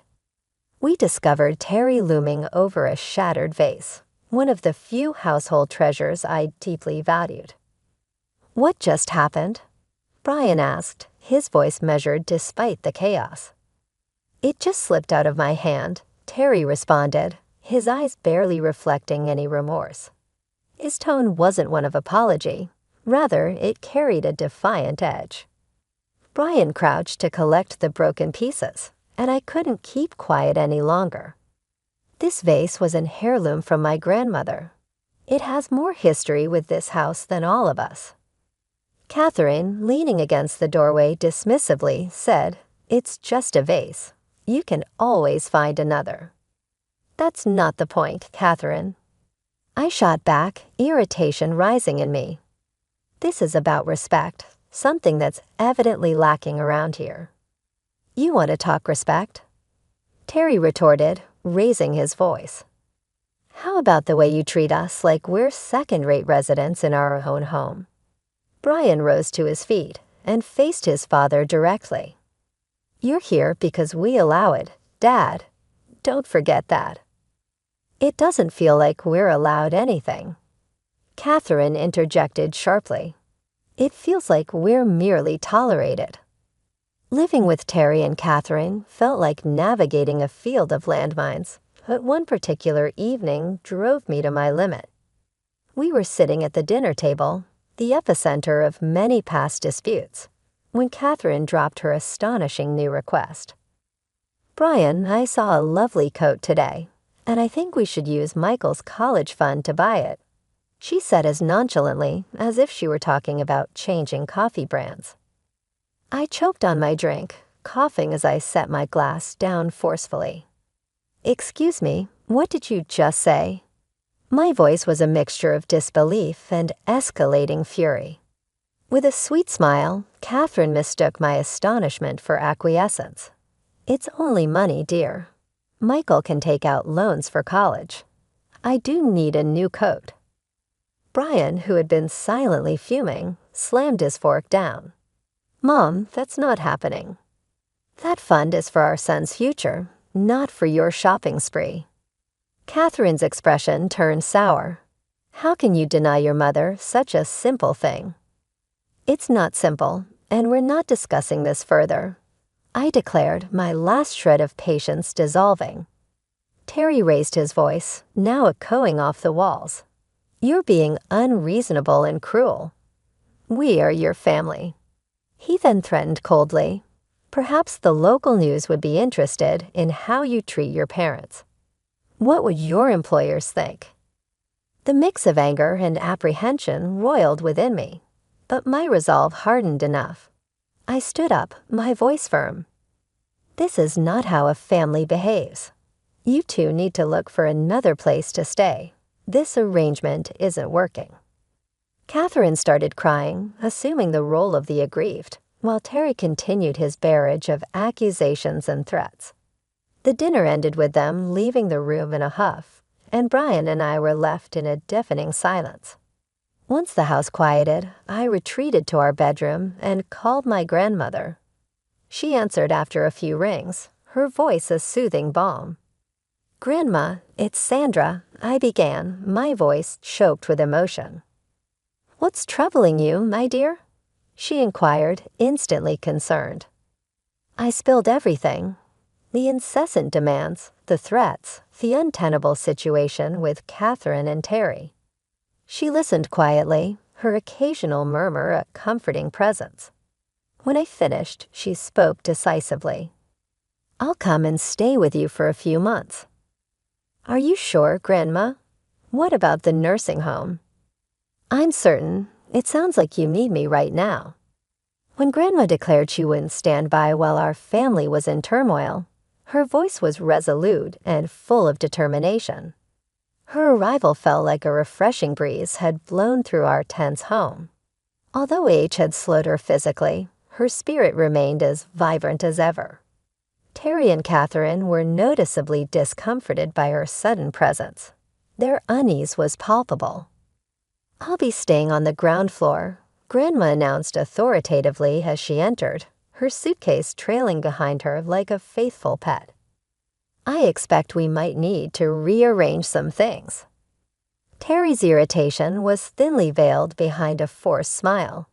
"Of course we'll make sure you're comfortable, right?" He looked towards Catherine, who nodded rigidly, her eyes darting about, likely calculating the inconvenience this rearrangement would pose. Feeling a surge of relief, I was grateful that someone was finally setting things straight.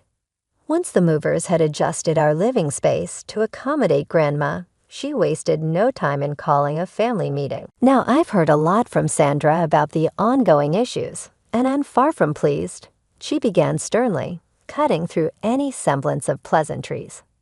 Terry started to object, but Grandma raised her hand, silencing him.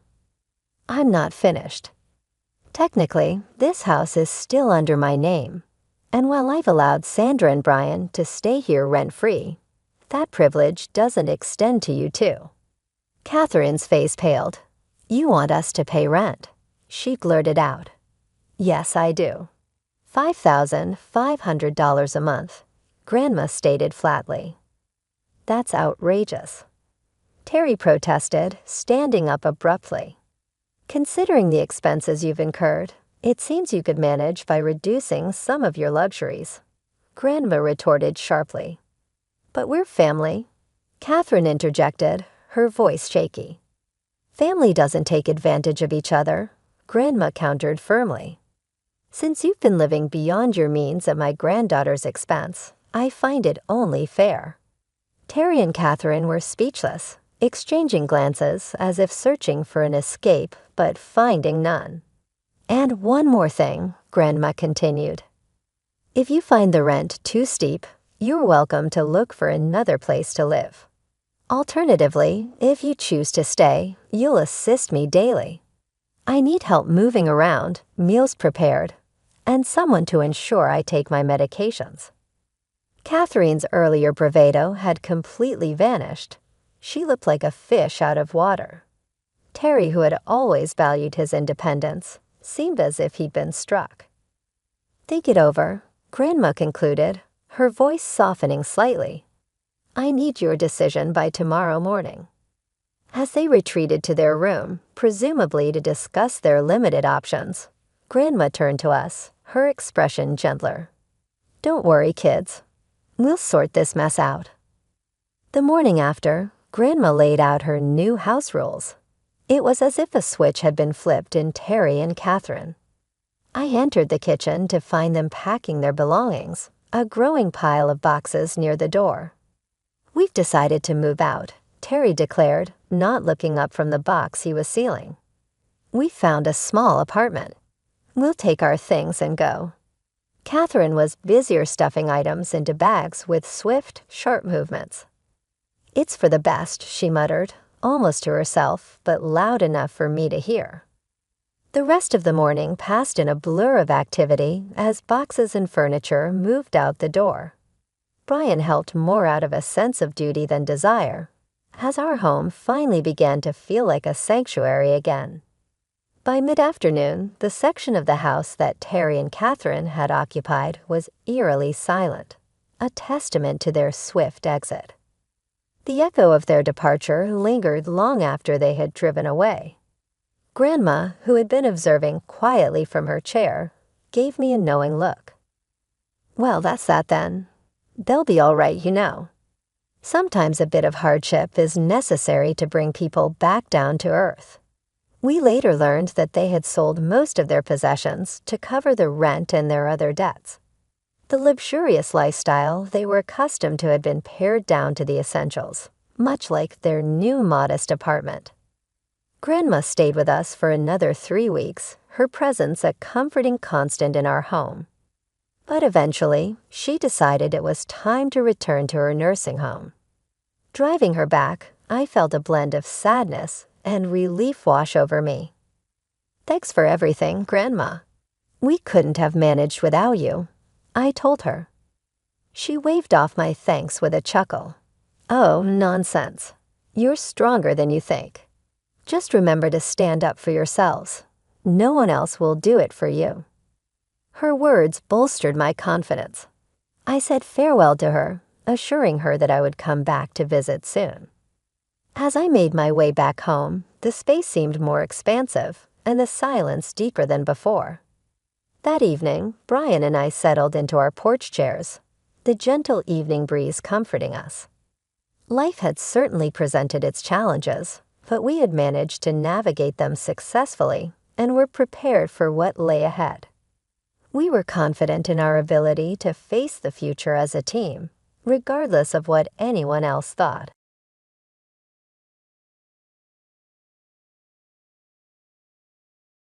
I'm 28 years old, and my name is Angela. I'm just your average office gal. My talents are not exceptional, and I have a somewhat ordinary appearance. My personality is powerful, yet I don't have any distinguishing traits. After that little introduction, the mixing got underway. It was a social gathering with men from a somewhat larger firm than ours, organized by a few ladies from the department next to mine. They begged me to join at the last minute because they didn't have enough people, even though it was meant to be 3 women and 3 guys. Though I don't consider myself very gorgeous, I also don't believe I'd destroy the atmosphere by being too ugly. I'm sociable enough to fit right in at these kinds of gatherings. I chose to just enjoy the dinner because I don't currently have a boyfriend, and I didn't think I would meet anybody wonderful at the event. The informal Yard House restaurant served as the venue for the occasion. The other 2 women had their sights set on 2 slender, attractive males who had the appearance of American pop stars from the beginning. That left 2 additional men, a large, well-built man and a somewhat plain-looking man who wore spectacles. Tyler was identified by the large man seated across from me. His face were robust, his beard thick, and his muscles were visible through his shirt. Just my kind of thing. I've always preferred strong, muscular guys over slender, attractive boys. To be really honest, I would love a guy that resembles a rugby player. All he needs to do is be strong enough to carry a white horse, not necessarily ride one in. I am invited to mixers a lot because of this, in part because I have somewhat different taste in males than most ladies do. Your muscles are incredible. Are you involved in any sports? With eagerness, I questioned him. I used to play rugby in college, but now I focus on weight training, Tyler responded. Success. I was ecstatic. Tyler was savoring his meals and paying little attention to the women while he ate. It was amazing how he ate. You mean, Angela? Do you also exercise? Joining the chat, Tyler inquired. Are you able to tell? My pastime is working out. I smiled in response. I believed that. Tyler grinned broadly and added, You seem like you're in great shape, though maybe that's not the best way to say it. And that smile was just the right kind. We then struck up a conversation about weightlifting, going to the gym, and muscles. I didn't mind that we seemed to be in a different planet from everyone else at the mixer. Tyler and I decided to meet together for a future workout and swapped phone numbers. Tyler and I seemed to be the only couple that clicked at this, supposed to be a meet and greet. Tyler is 1 year older than I am, at 29 years old. He weighs 150 pounds and is 5'10" tall. I weigh 105 pounds and am 5'7". Tyler didn't seem to be the petite, delicate kind of woman that huge people like him usually loved. He was overjoyed that we were both bodybuilding enthusiasts. We performed typical date activities, like going out to eat and seeing movies, in addition to going on exercise dates. Conversations like, I want gym equipment in the living room when we get married, and we'll need a big living room for that, started to naturally arise. My folks seemed to genuinely enjoy Tyler when I asked him over to meet them. He seemed happy and nice, and I had the impression that marriage was not too far off. I'm hoping to pay Tyler a visit next week. I've heard that Tyler was raised primarily by his elder sister, who is 6 years older than him, after losing his mother when he was a little toddler. While dealing with a mother-in-law may be more difficult, there may be some usual sister-in-law problems. When I arrived at Tyler's house for the first time, I was anxious, but his gorgeous sister Evelyn welcomed us. She is 6 years Tyler's senior and in her mid-30s. I couldn't take my eyes off of her stunning appearance. At my height, she had Tyler's polished appearance, but she was also thin and muscle-free. Her beautiful long black hair stood out. Like Tyler, Tyler's father has thick eyebrows and a muscular build. We had a little issue when Evelyn prepared us homemade seafood spaghetti because I have a shellfish allergy. Evelyn, I'm sorry, but I'm allergic to crab and shrimp, I said. The shrimp and crab on the spaghetti would cause me hives, so I had to stay away from them. I thought I told you about the allergy, didn't I? Evelyn remarked, becoming rather alarmed. Tyler should have known about my allergy because we frequently share meals. I was unaware of that. I'm sorry, Angela, stated Tyler. It's okay, Tyler, I said with a smile. Could you please eat this shrimp and crab for me? With a joyful, of course, Tyler grabbed the shrimp and crab off my plate. Evelyn's lip did seem to get a little serious, but I didn't give it any thought.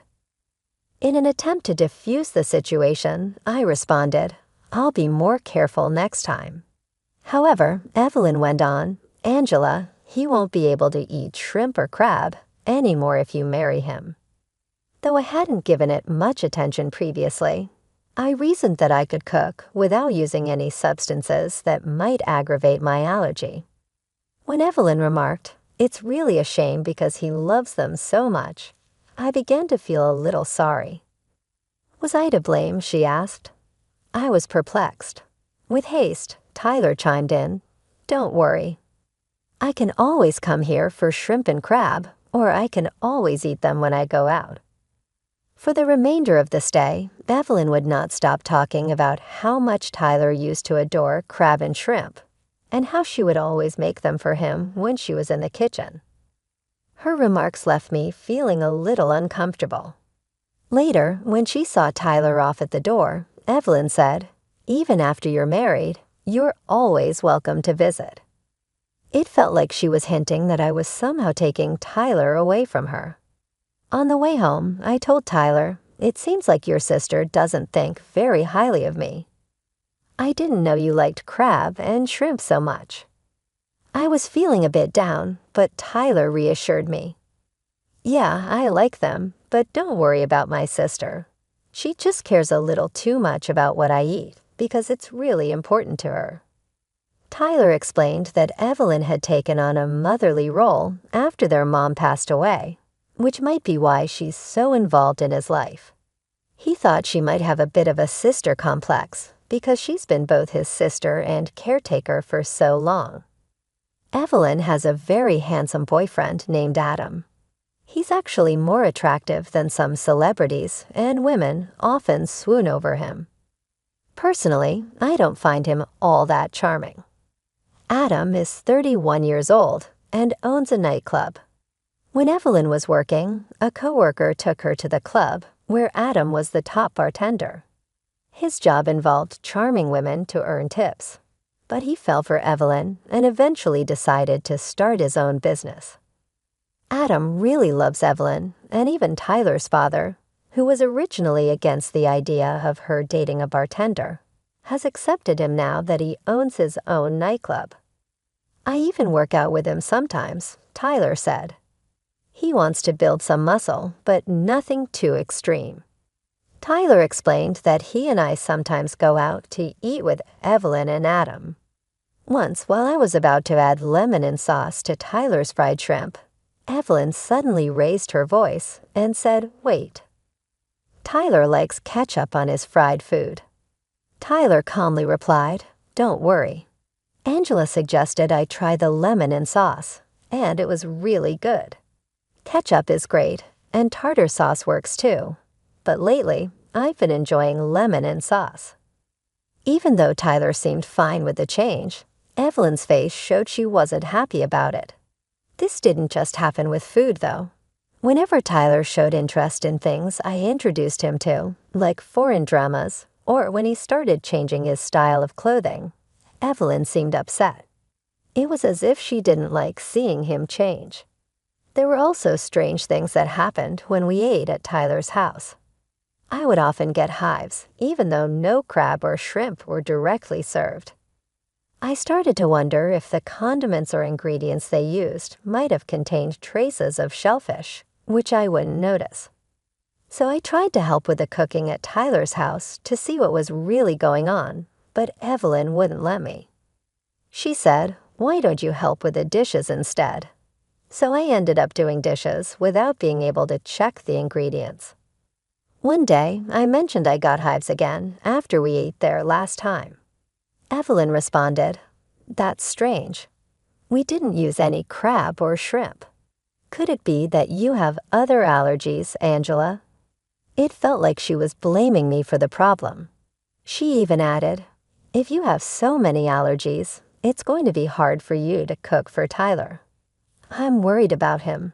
She seemed more concerned about Tyler than about me. For the record, I don't have any other allergies. I've had thorough allergy tests done before.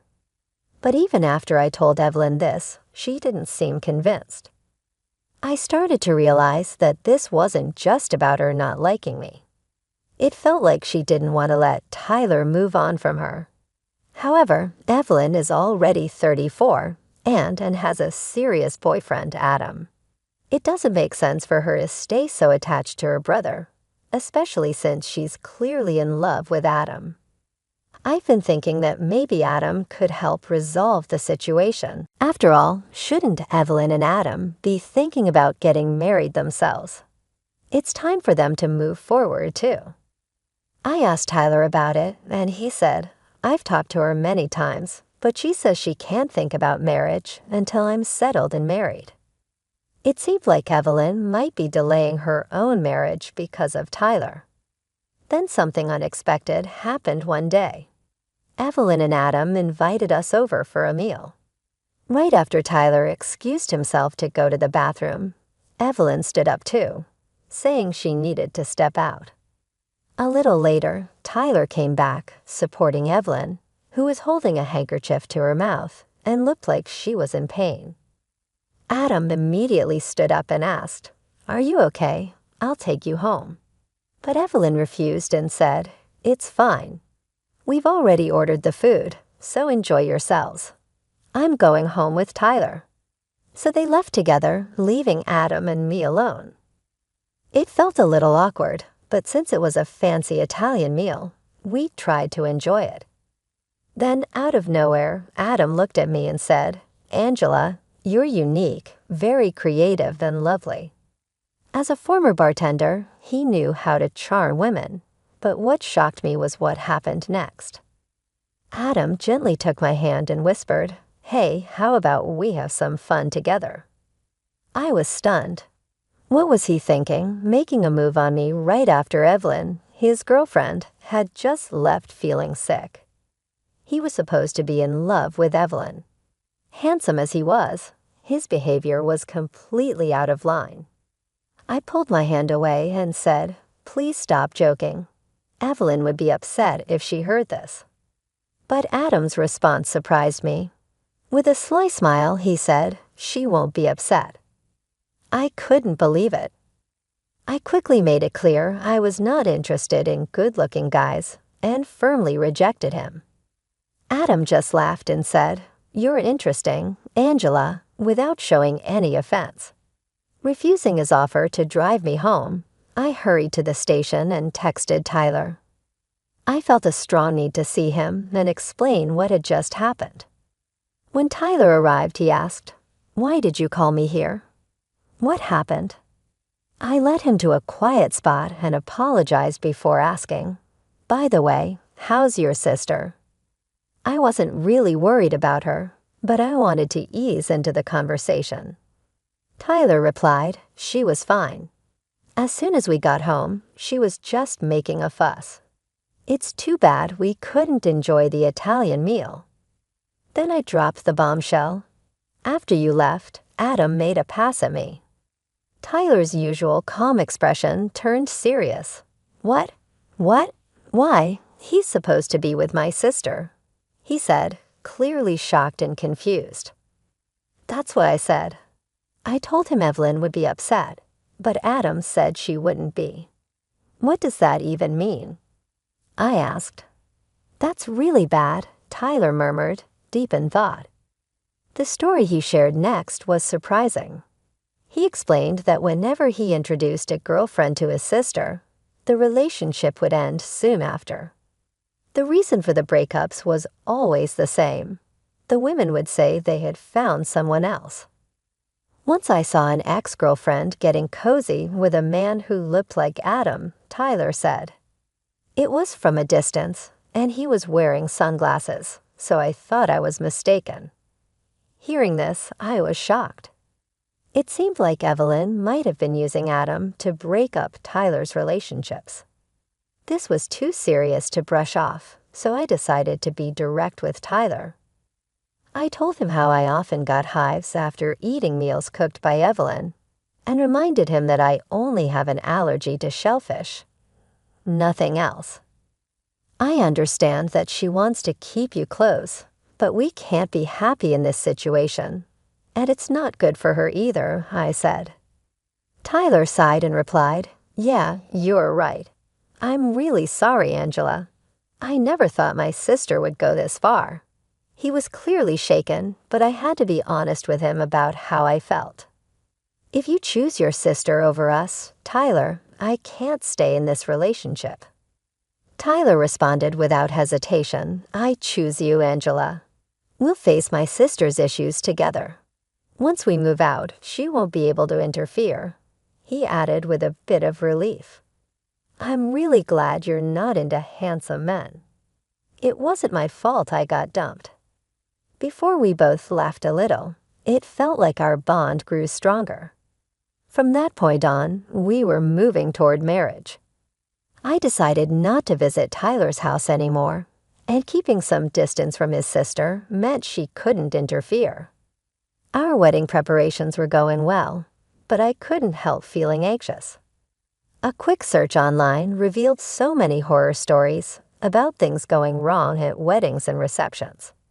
I wanted to be prepared for any surprises. During a meeting with our wedding planner, I asked how often things go wrong at weddings. Sensing my nerves, the planner kindly asked if I had any specific concerns, which allowed me to open up and talk things through. Hoping for the best, I prepared myself for the big day. On our wedding day, I went into the dressing room feeling excited, but what I saw left me in shock. Evelyn was there, furiously tearing apart my wedding dress with a large cutter knife. Around her feet, there were trampled accessories scattered everywhere. I had expected she might try to sabotage the wedding, but I thought it would be something like spilling water or coffee on the dress. Know this, I never thought she would actually cut the dress with a knife. It's all ruined now. "What a shame," Evelyn said, a smile on her face. But I stayed calm and said, "It's all rentals anyway.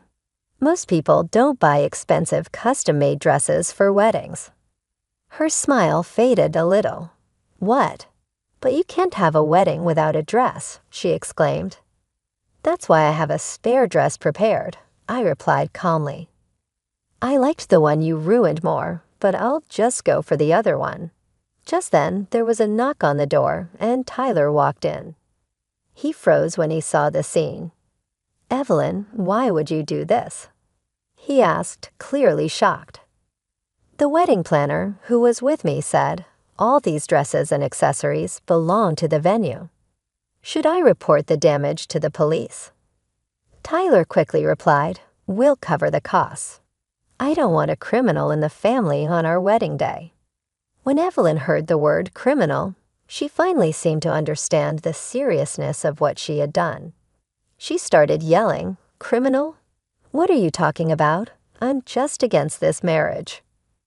"Too bad," I said, "but we're already legally married. We're officially a couple, so canceling today's ceremony won't change anything." Evelyn looked shocked, then collapsed to the floor, murmuring, "No, that can't be true. It's a lie." Tyler knelt down beside her and gently said, "Please stop, Evelyn. I don't want to hate you." At his words, she broke down, crying like a child, calling out for him. Tyler asked to take her out of the dressing room so I could fix my makeup and change into the spare dress. By then, both our families had arrived at the venue, and even Adam had shown up. "I can't believe she actually did it," Adam said, which made me wonder why he didn't stop her if he knew what was coming. But maybe he didn't want to intervene since he had been an accomplice in other situations. I left Evelyn in Adam's care, still unable to stop her tears. Tyler and I explained everything to our parents. Although there was some panic at first, our calmness helped ease the situation. We decided to focus on getting through the wedding and reception as smoothly as possible. During the wedding, Evelyn kept crying, and at the reception, she constantly wiped her eyes with a handkerchief. People who didn't know the full story thought she was just sad about her brother getting married, and they looked at her sympathetically. Despite the drama, we made it through the wedding and reception. That night, we stayed in a hotel downtown before flying to Hawaii for our honeymoon.